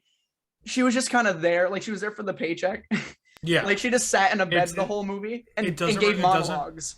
It doesn't reflect upon her. I think she's trying, but the material isn't there. Yeah, and then she gives her monologue at the end of the movie how like he's not a human, he's like he's a monster, and then this final kill in the movie. There's just so many questions I didn't like it. I wish this movie just ended after the entire town beat the shit out of Michael Myers. That would be perfect. When people were beating the shit out of him and the guy just ran up on him and fucking shot him 3 times. And like he was still standing and they were like hitting him with baseball bats and shit. I feel like that was amazing. Yes. Listen, there's a serious Horcrux thing going on, if you feel me. That Jamie Lee Curtis and I almost said Jason Voorhees and Michael Myers are clearly connected at some point, and one of them is without the other. They're brother and sister. Not in this continuity. Oh Yeah. no. No, they retcon that, which I think is for the. I think it's for the best. Yeah, I think it might come back around. I hope not, dude. If it does, that's the fucking twist for the next movie. Yeah, it is. It's gonna be that the whole time it was true. McHale, I feel like if their brother and sister. I feel like if the movie ended with them all beating him up, and the next movie maybe and like her monologue maybe talking over that, the next movie opened with something similar to how the very end was. That would have been so much better. Next movie opened with this ending. Oh my god, I'd be losing it in the theater. Exactly. I'd be so hyped. It was just not a great decision. They blew their load. He was so brutal in this movie, especially after I loved the 2 like the gay couple in this movie. They're like my favorite. Big John, Little John. Me too. Yeah, they were my favorite characters in the whole movie. They were hilarious. They're the most likable ones there. And I was like, I just hope these 2 guys get to the end because I want them to be in the next one. And then he murks them. He murks them. Michael Myers showed that he's not homophobic. He left them in a very nice like romantic position where it wasn't like mocking them or anything. Like they were like posed like they were in the picture. So Michael respects their relationship, which is nice. But I was real disappointed that those guys died, and after that, I definitely wanted to see Michael, and this would have been the perfect death for him in this movie, given what he does. Actually, let's not save the talk. We'll have this our designated talk about Halloween because it's my number 5 anyway. So I'll just use this time to talk about Halloween. Did everybody like Halloween? I heard a lot of bad things about this movie. I loved it. I have enough problems with it that it can't be anywhere near my top, but I liked it. I saw it by myself in an empty theater, so it was like amazing, to see that. And I then watched it by myself, and then I made everybody else like with me, like I made my roommates watch it, just because like I wanted to watch it again immediately. Mhm. I watched it. I watched it with my girlfriend and her family, and when I first watched it, I was like, man, I was like, wow, that was stupid. That was so stupid. Every time they'd say something and I didn't like, I'd be like, wow, that was stupid. And after a bit, I just grew to be like, yeah, you know what? But I kind of needed that. It was like, that was a really nice. I There's thought the whole that- concept of the town turning on that escaped convict or whatever, the mental patient, I think he was, right? Yeah. I would have Yeah. cut that out of the movie. I'm gonna be Yeah, Bit heavy-handed. Yeah. Yeah. honest. Like I get it. And Also- it was also like they the- wanted to put stuff in, so it was like Joker and like Mob mentality and all that. Also, Yeah. it's stupid though because that like people have seen Michael Myers and he's like a 6'5" built dude yeah. who They wears know a he mask, wears a mask. and they found this guy who is like The way 3 he feet died, tall though, was and kinda looks brutal. and looks like Danny DeVito as the Penguin. Yeah. They're like, oh, that's clearly the same guy. Like, but anyway, we should probably move on to McHale's number. Yeah. Or My, Rocco. my or number 5. Yeah. Also, real quick, let me just throw out, because I had to add Judas to my list, I had to push one off and make my honorable mention. Nobody with Bob Odenkirk is an honorable mention. Sure. Tons of fun, very creative. very It is a fun, little right. bit derivative of John Wick because it is the same creator and writer, but it has its own personality, great action, just tons of fun. Mhm. But I'll throw Pig out there too because that's what Pig was fun. That's what was Pig taken is by great. Jason Rebecca. Pig is on my list. We could talk about that a little bit. Cool. Cool. great movie. My number 5 is a tie between Spider-Man No Way Home and The Many Saints of Newark. Okay. The Sopranos is my new favorite thing. It It's was great. just- like this movie just came out at a good time for me. Many Saints. Don't thing spoil the that got show. me. I'm not going to spoil anything for Many Saints of Newark because I do think like the Don't Sopranos spoil is like The I'm show not either. spoiling. I'm not spoiling anything. Okay. Newark. Yeah, Newark. I am.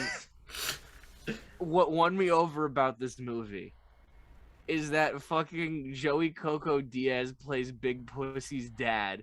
And they look Fucking identical. the funniest casting I have ever seen.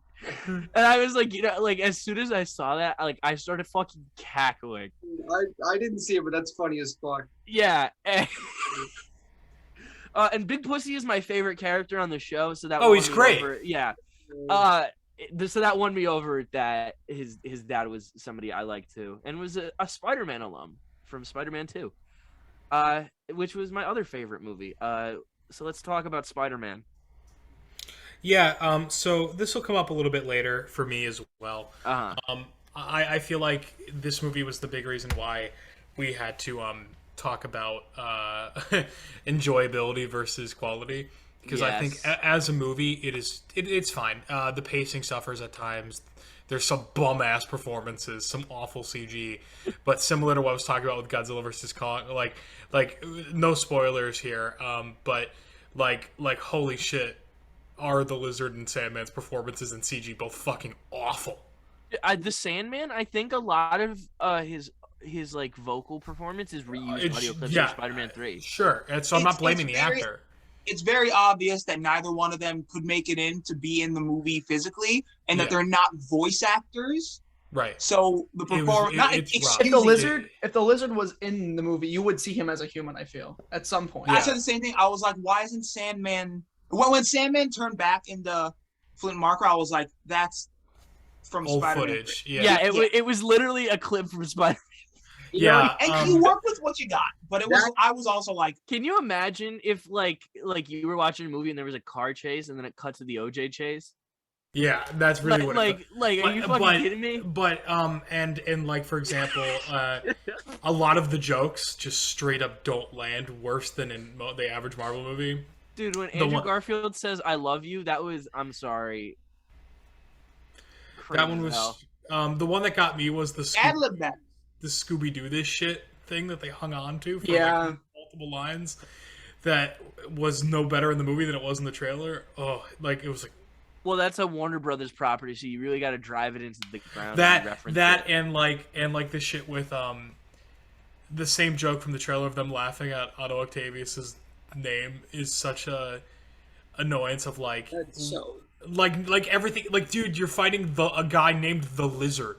Yeah. Like is that like Is that really the most ridiculous thing here? He fought Like- a guy with giant wings that he called the Vulture. Right, but all this negative being said, I would lie if I didn't say that I was very entertained, and I've seen it like 3 or 4 times since it came out, and it's a lot easier to bitch about it than it is to praise it, because it's a lot easier to talk about what is bad than what is good. And I could list off everything about this that makes it the most 6 out of 10 movie that I've seen in a long time. It's the most it's average movie. 5 out of 10. Sure. Well, I think it's better than average, but you understand what I'm saying. But then all that being said, when you turn around and you put it and you say, yeah, but how much fun did you have watching it? Yeah. And it becomes relevant. I was referencing the fact that we were deprived of the Sinister Six. Denied the Sinister Six in this movie. Mike and I agree very much on this movie. As soon as I got out of the theater watching it, I texted the group, and Mike and I had a very long conversation about Spider-Man in particular. We have a lot of the same opinions, but nothing affected me more. Actually, I won't say nothing, but you guys were saying how bothered you were by Sandman and the Lizard's bad CGI. Mm-hmm. Nothing affected me more out of those guys than Jamie Foxx's acting. Yeah, Jamie Foxx wasn't very good either. That was bad. It's a lot of bad performances all around. Why was Jamie Foxx the character from Baby Driver in this movie? I also thought that for the record, Alfred Bolita felt like he was phoning in a little bit too, and maybe it could be the fact that he was not as bad as the other 3, but maybe the fact that he didn't have his actual legs hurt him. Yeah, they were new. See, I don't know. I feel like it was. For Otto, I feel like I felt more of the script. He was a different character. It wasn't his fault, but it was a different character. And I felt like it was very odd choices that they made to change the characters from their initial. On the contrary, Willem Dafoe. Yeah, he was completely different than he was in Spider-Man 1. Yeah, but he was good. Green Goblin wouldn't say "We're back, baby."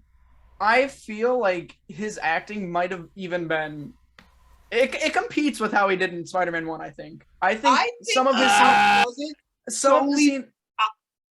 Go ahead, sorry. No, just some of the scenes like where he like completely let loose. I thought were very well done. Like, go ahead, Jovon. I thought honestly his performance in this is better, not solely, but largely due to the fact that they got to take his mask off and he got to be both Goblin and Norman with just his facial expression. Sure, but also the new outfit fucking sucks. Yeah, I wanted to see that. Yeah. I feel I like the new outfit. I hated when they destroyed the mask. I was like, fuck. It looks very fake. Is my issue with really all the MCU outfits for anything? Is that like a fan he looks like he looks like it made him look very thin from the neck down, which was very strange. And anyway, saying a lot of negative things about a movie that is also on my best list above. So So anyway, Jovon, Jovon. Number 5 is No Time to Die. I thought I missed that. It was. I didn't see it yet. Oh, great! It's a great Bond movie to begin with. Great action sequences.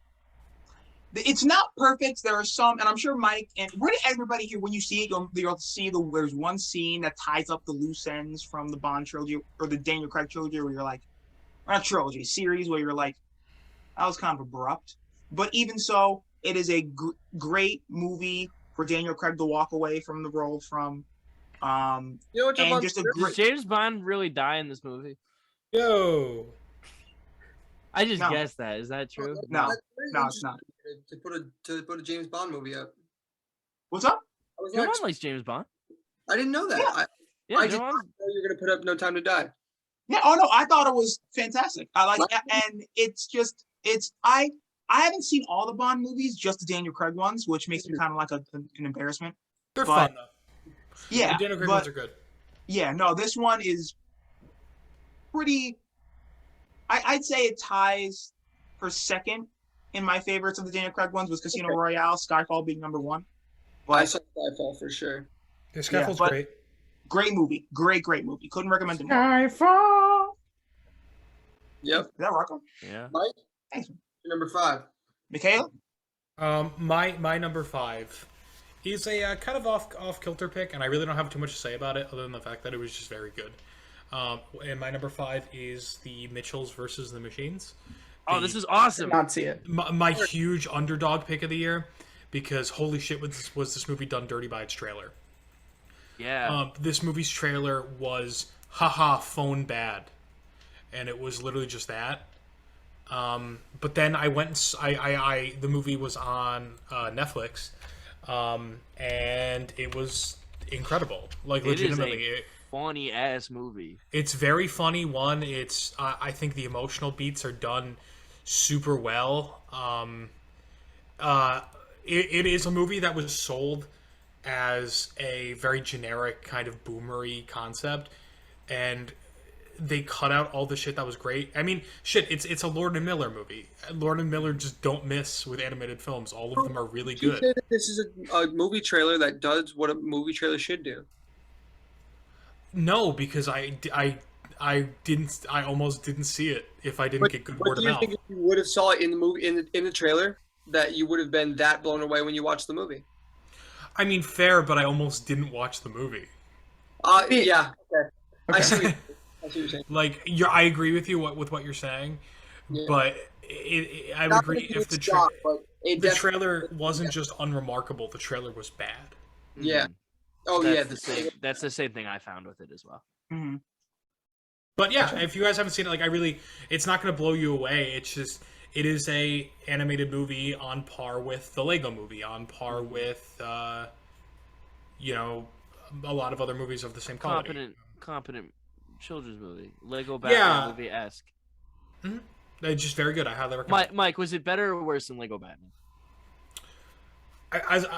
Here's the thing. I think when Lego Batman was good, it was better. But Lego Batman has a really messy third act. Yeah. And Mitchell versus the Machines has a really good third act. Mike, I want you to know that this semester I got incredibly emotional at a party defending Lego Batman movie. I would. It's great. Mike and I have some like absurdly like deep connections with Lego Batman. No, it's good. It's good. Every time I think about it, it's like I have very few things in me that just fill me with like a warm feeling like that. Like it's like MF Doom's music, and like just like there's just like I get it, you're doing your thing. Like somebody really had to get excited to make a Lego Batman movie. Yeah. Like you really had to get into like what you're into. All right. If that makes sense. Yeah. We'll move past my number 5 real quick. I already said what it was. Halloween. We talked about it. Yep. Boom. Rocco. Mine was another. I'm pretty sure. Wait, double check my list. Another double up like you, McHale, where I had the Many Saints on there. I've never seen an episode of The Sopranos, but it makes me want to. Yeah, it's really accessible if you haven't also. And then my other one is The Green Knight. If any of you guys saw that one. Yeah, Green Knight was great. I really liked it. It is my spiritual number 6. Yeah, it was a good movie, and all the acting was great, and the story was very fun, and the ending is very open-ended. So, go. My number 4 is Lamb with Nicolas Cage. I thought this movie was really good. Mike made a really good point when we You went. mean pig? Yeah. What did I say? Lamb. I meant Mike and I pig. made the same thing. Yes. All right, let me try that again. My number 4 is Lamb. Fuck. That's staying in the video. Yeah, it's Fucking idiot. My number 4 is Pig with Nicolas Cage. Mike made a really good point. We went for drinks like what was it, like the night before Christmas Yeah, Eve? something like that. You were like, this felt like the John Wick movie, and you're kind of waiting for the other shoe to drop, and it and never it never does. does. Yeah, But it's just a it is- fantastic drama. Yeah, it is just really tense conversations, but what it says about food and the connection that people make through food really got me because last September I had COVID and I lost my taste, and this is such like a first world thing, but it made me really depressed because it made me realize like I enjoy food a lot. And it like sucked, and reading shit about COVID, like it's your taste might never come back. Mine did, but like I don't know. That's what this movie made me think about, and I felt like that might have been what was on the director's mind as well. What are you laughing at, Jovon? I just when Rocco came back on camera, his face. I'm sorry. You're good. Word, yeah. So mine was Pig. Mike, you want I to say also- something about this movie as well? Yeah, I like how they split up the movie into chapters with different food titles. That's all I'm gonna say. Yeah, I did like that as well. yeah. As someone who really cares about the culinary industry, like myself, it's just I really appreciate the way it has changed culturally and the comments on it. And I really don't have much to say. It's just a really good movie. Yeah, great movie. Like, I think that was like very much like the thesis of this movie. I don't have that much to say. It's a good movie. Jovon, number 4. Quick, number 4. Number 4, Shang-Chi and the Legend of the Ten Rings. Okay. Not is it a Marvel best? Top 10 to 12, maybe. Is it one of the best movies ever made? By no means. But it is a ton of fun. It has some of the MCU's best action scenes, bar none. I believe it's Simu Liu, as I pronounce it, I may be mispronouncing it, is so charismatic and so much fun. I love Awkwafina. I think Mike said he thought I'd hate her. I love Awkwafina. Thought she was great in it. I really would have thought that was Shang-Chi is on my list. I feel like Jovon would be an Awkwafina hater, and Mike. I would too. I really liked it. I'm fine on Awkwafina. My prediction was that Jovon would hate Awkwafina. Yeah, no, I thought she was great in this, and my only gripe is that it turned into a standard Marvel schlock at the end, where the last third like a big CGI fight with a monster, and it was like, okay, you had a great martial arts movie up to now. Why are you reverting to this? Same shit. Yeah. I'm But just gonna One say, of the best villains. It was just a great movie. I loved it. I'm just gonna say now it's also my number 4, and it's also in my top 5 Marvel movies, just because I liked it a lot. Yeah. So my number 4 was Spider-Man: No Way Home, but it was actually a tie with the Suicide Squad. I like them about an equal amount. As a Spider-Man fan, obviously. Really? So here's my thing: No Way Home was much more satisfying as a fan of the character, but with something like. But with the Suicide Squad, I think like when you look at it as a film, I think it is a much better package, and I think it is just a great film. Yeah. As a whole, there might not be as many moments that I can call and say, God, I really love that. But just as a whole, I like Spider-Man: No Way Home because of individual moments. I like the Suicide Squad because it is a better package. Yeah. Your mom said the same thing about me. Yeah. It's just a better package. You understand. But yeah, so I like them by an equal amount. I don't really have too much to say about it. It's just very good. I'll be quick. I'll be quick with my number 4. My number 4, Mortal Kombat. I thought it was a really fun movie. I had a really fun time watching it with you guys, and I watched it again multiple times after that. The feeling that I get from this movie, like I go off movies a lot by the feeling I get from them. It's why some are ranked higher than others, and I'll get to that. But Mortal Kombat, I don't know. I just got a great feeling from it. It hyped me up. There was a lot of lore that I was really excited about. I was in the constant edge of my seat. And, you know, that's just what I like from a movie like that. And I think they really delivered. Nice. McHale, number 3. My number 3 top movie this year is Don't Look Up. I thought this movie was fucking adorable aside from the ending. I Didn't see it yet still. there were some things in this movie that just like I don't know. I think they resonated with me because it was just right place, right time. Stuff that like I'm around now, I guess. I don't know.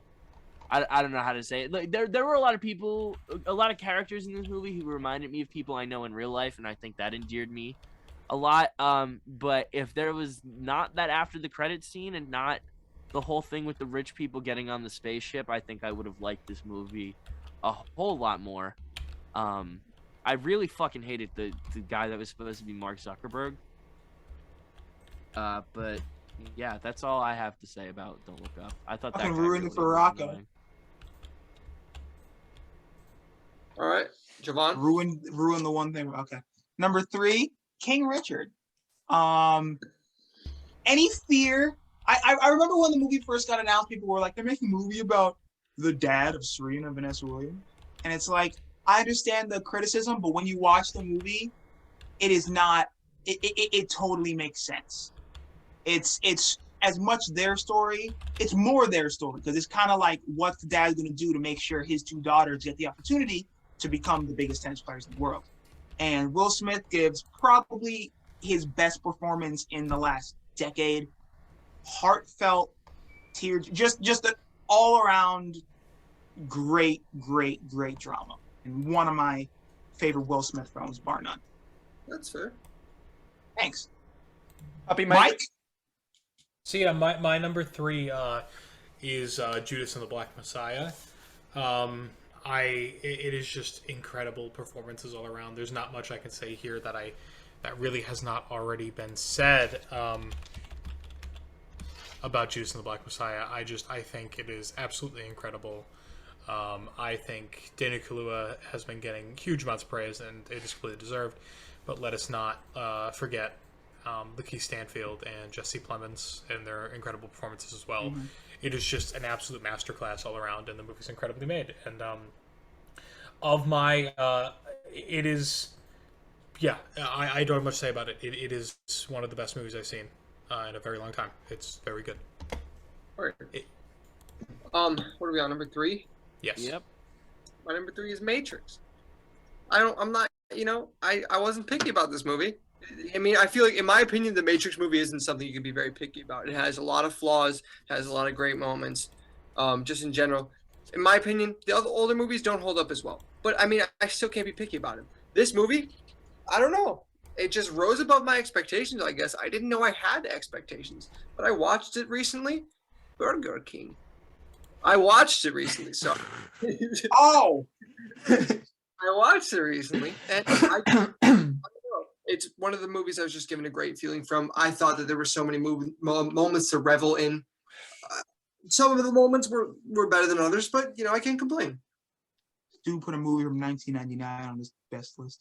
Dumbass. My number 3 was Nobody with Bob Odenkirk.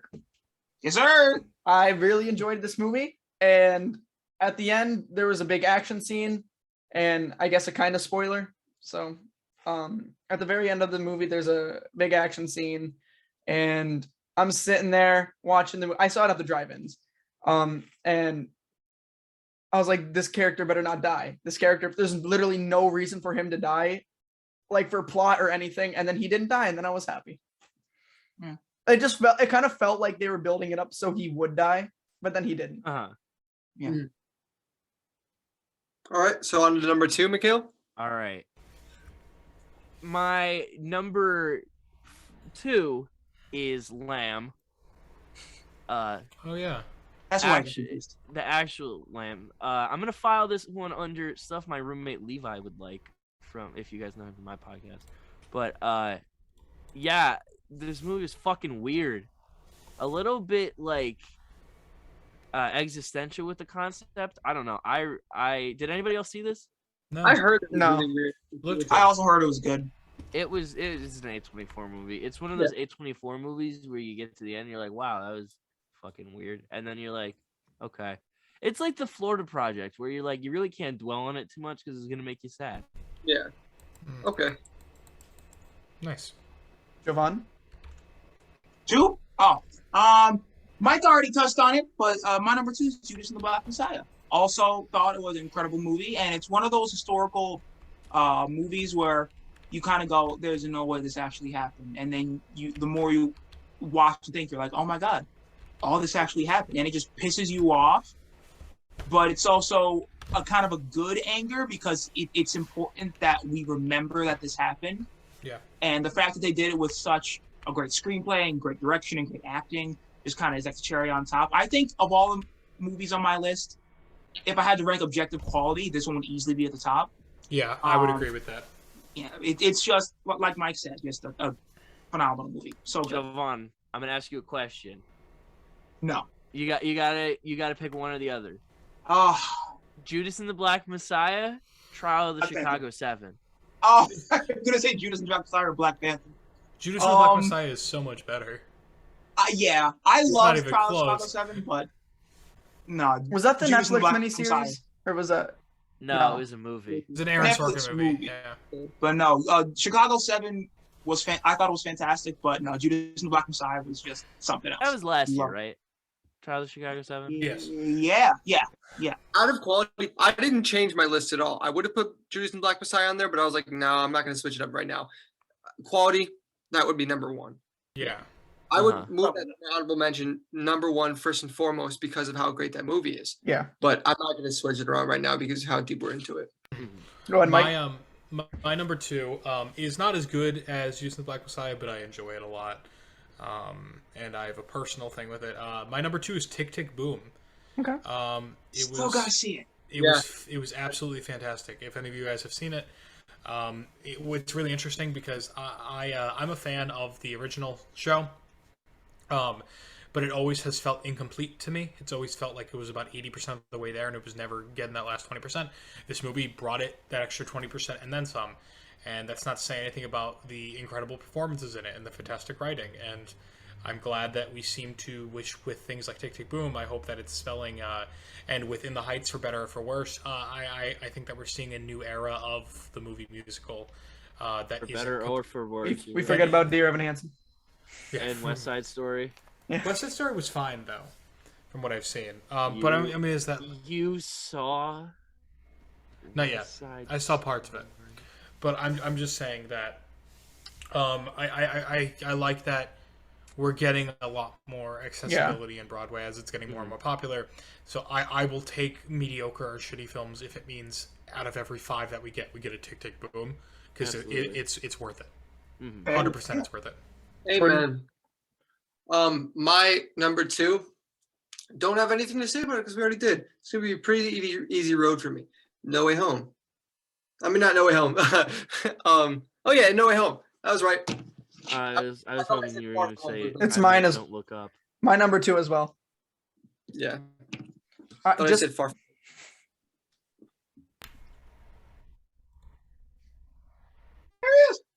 So, McHale, number 1. my number 1 favorite movie this year, possibly the most controversial pick in the history of State of the Union. I think the best movie of 2021 is F9 The Fast Saga. I get it. I wouldn't agree, but I get it. I don't agree. I don't know. I can. I hope I can agree with you, but I haven't watched it yet. I This- haven't. Go ahead, Jovon. No. I want you to get yours. This movie is fucking amazing. I have never seen a movie that's formatted like the fucking Royal Rumble, where it's every couple of minutes another person just shows up, beats the shit out of everybody, and then leaves. That's funny. It's like there was a scene where like Michael Rooker was in the movie, and the scene was kind of like when they bring a character back in a Marvel movie, and it's like that, like hold for applause. Holy shit, it's that character. But I was like, wait, there's like Michael Rooker in any of these other movies? No. They acted like he was, but it was just Michael Rooker. Charlize Theron just shows up. Michael Keaton just shows up. Michael Keaton is in this fucking movie. Me and Jovon were like shitting ourselves who's in this movie. There's like a part where they get like rescued by a bunch of bank robbers. One of the bank robbers takes the mask off. It's fucking Cardi B. Like, yeah. Fucking these nuts. random ass people in this fucking movie. No Kurt Russell barriers. shows up. Kurt Russell. Yeah, Kurt Russell and right. Am I lying? Is it Michael Keaton or am I thinking Kurt Russell? I Michael Keaton. think it was Kurt Russell. I'll try to Russell? figure out Michael Keaton. I think it was Kurt Russell. Yeah. Okay, excuse me. I'm sorry. I said Michael Keaton before. It was Kurt Russell. Sorry, Michael Keaton was in Need for Speed. But yeah, this movie was fucking insane. Please watch it. Please, for the love of God, watch Fast 9. Yeah. No, I've never seen another Fast and Furious movie. Neither This, have I. Neither was have I. floored. Every 5 minutes, Michaela and I would just go. Well, It was just. the Fast movies now. What are we? Bro, What? It's set in stone. We have to watch all the Fast movies. Oh my Yeah. god! True. Absolutely. I punched What Joe. I was under the impression that there was like more to these movies than like what is shown in the trailer. but there isn't. It just keeps going. Yeah. I punched Jovon at least like 8 times during this movie, just laughing. Yeah, it's so dumb, but I'm agreeing with McHale. It was just, oh, it's so fun. Probably the only ending of a movie that I could say is more jarring than Don't Look Up, because they blatantly bring Paul Walker back to life at the end of this movie. Jovon, do you want to? Oh, all right. Number 1, Spider-Man. Like I said, qualitatively, by far or nowhere near the best. But this Spider-Verse to everybody else is No Way Home to me. It was just, I just loved it. I had definitely imperfect, but seeing Toby again, and then having a performance from Andrew in a movie that I thought was good, and having Tom be given this new opportunity to be a different Spider-Man and be the Spider-Man that everybody was waiting for. I loved it. It's probably second favorite of the Spider-Man movies. I loved it. So much fun. I respect that. So my number 1 is one that I actually saw at the end of the year, unfortunately, just a few weeks ago, right before Christmas. My number 1, far and away, is The French Dispatch by Wes Anderson. It is by far my favorite movie I saw this year. It hit me in a way that just other films didn't. It was just incredible all around.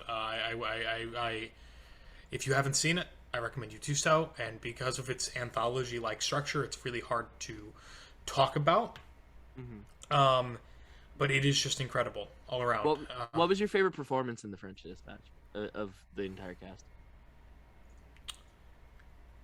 Bill. There's two that really stick out to me. Who are they? Benicio del Toro is in the first short. Mm-hmm. He's in a short about an artist on death row. Mm-hmm. With not on death row. I'm sorry. Serving like 60 years in prison. With Adrian Brody.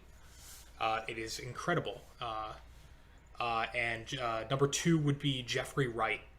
Is in the last short. Mm-hmm. And he plays he's a writer who writes about food, very similar to Pig. The talks about food are very inspired. But he plays a gay writer who got arrested in a police raid of a club, and got bailed out by a writer in exchange for got bailed out by an editor for the French Dispatch. It's incredible, and that's not a spoiler. That's in the first minute of his thing. Just watch it. I wish I had more to say. It is incredibly poignant.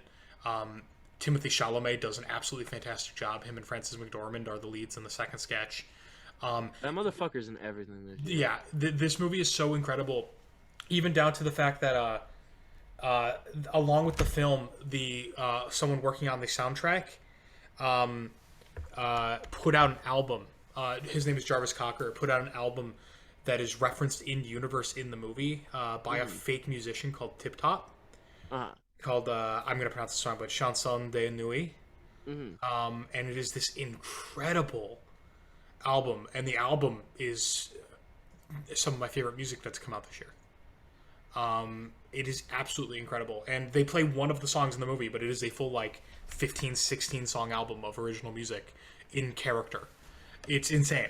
That's pretty sick. The movie's incredible. Now, I'm at my number 1. Jordan? So, unfortunately, I didn't get to see those movies, and I have a lot of catching up to do on movies like The French Dispatch and Dune. Even I've seriously lacked some of the movies that I'd love to see, and that would seriously rearrange my top 5 and bottom 5. But doing with what I have to do, and because it's part of a fan base that I lay so dearly with, number 1 is Suicide Squad. What? I Yeah. really thought you were about to say Spider-Man. No, Number 2. This is Spider-Man already. Oh my shit, that's right. And I agree. I can't say anything more. Everything that Mike had said is how I feel. It's the feel of the movie. I watched Spider-Man, and I didn't have a feel of Spider-Man until the last part of the movie. I watched this movie, and I don't know, the tone of DC or something like that. I'm a diehard DC fan. First and foremost, like they always set me up for failure, and they fail, and I fall with it every time. So when they hit something that remotely gets to the audience, I fucking fall in love with it. Which is what this movie did. I feel it very, very remotely. In my opinion, it really hit. I think that it was great. I think that there were so many moments to, I mean, I've said it before, but just to revel in. And it, like Mike said, it's not like this was cool, this was the cool, this was the cool. I just, I could watch it over and over again and just, be very satisfied with it. Word. Rocco, that brings us to you, young lad. Count it out, boy. My number one was Tick, Tick, Boom. I didn't see it until last week, and I loved it. I have not stopped listening to the soundtrack, and I now know like 4 of the songs, like completely. It's I fantastic. actually was not a fan like Mike was of the original show. I knew like Therapy, I knew a few other songs, but like the ones that I didn't know especially like just blew me away. And like the whole story, I like the way they framed the story as well, with like him reenacting like on the stage and then them flashing back and everything. And the whole therapy scene was awesome, and yeah, it's a great movie. All right. Gents, ladies, gents and ladies, Folks, thank you so much for tuning in to State of the Union for 2021. All right, so before we go, as we normally do at the end of every State of the Union, let's talk about some quick video game music recommendations, stuff that came out this year that really resonated with you. I'll go first. Aside from the obvious, which is Donda, which I'm not going to talk about because nobody wants to talk about it, something that really that resonated with me came out this year in terms of music.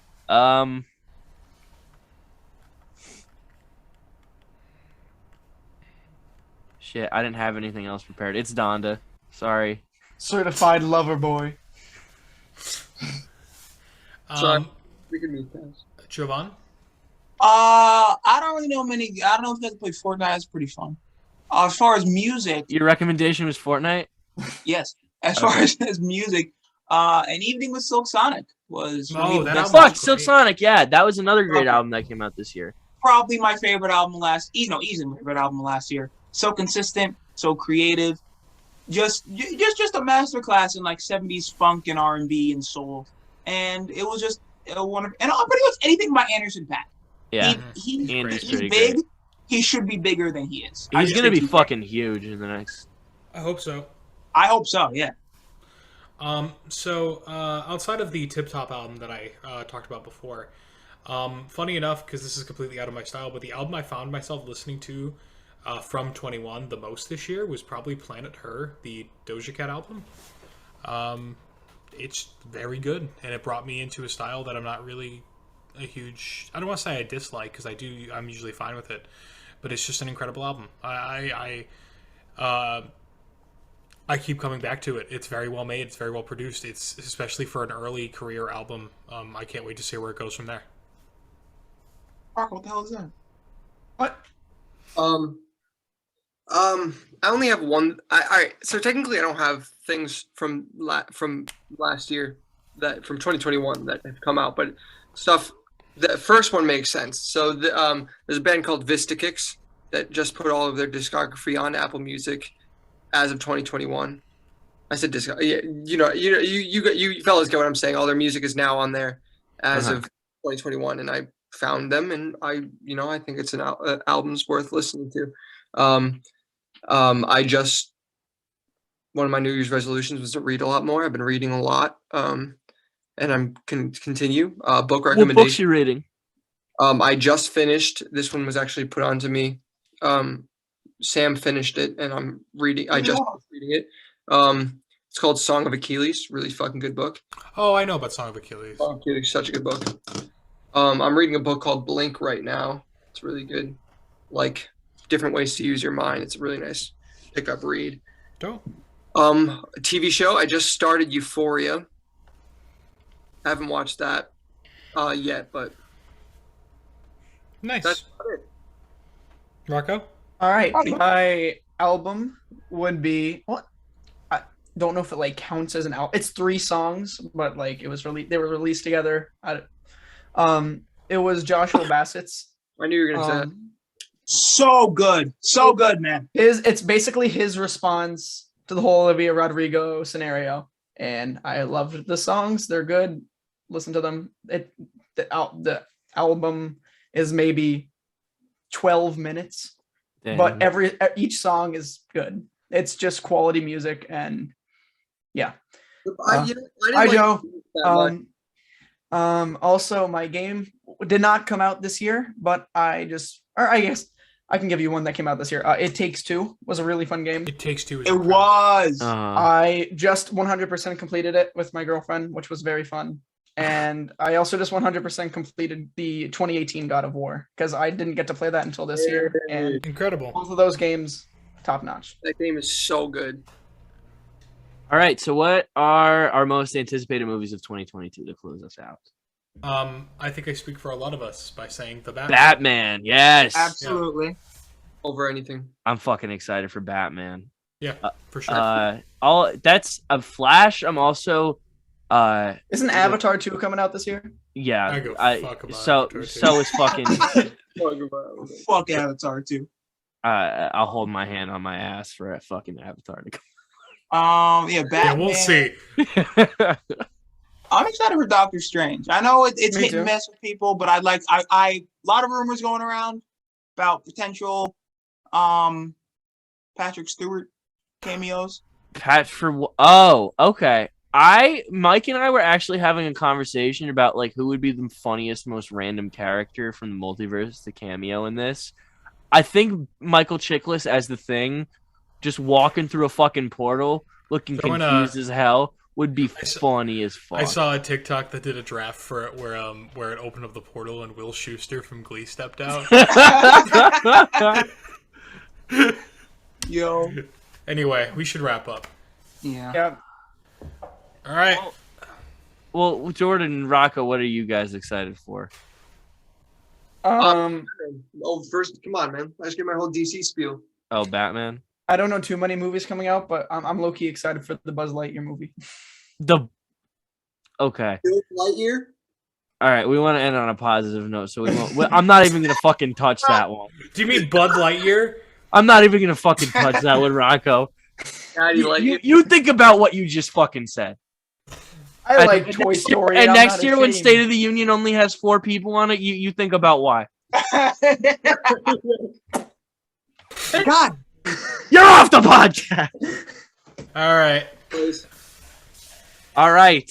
Good night, everyone. Be safe. Stay Thanks for safe. tuning in. Gucci.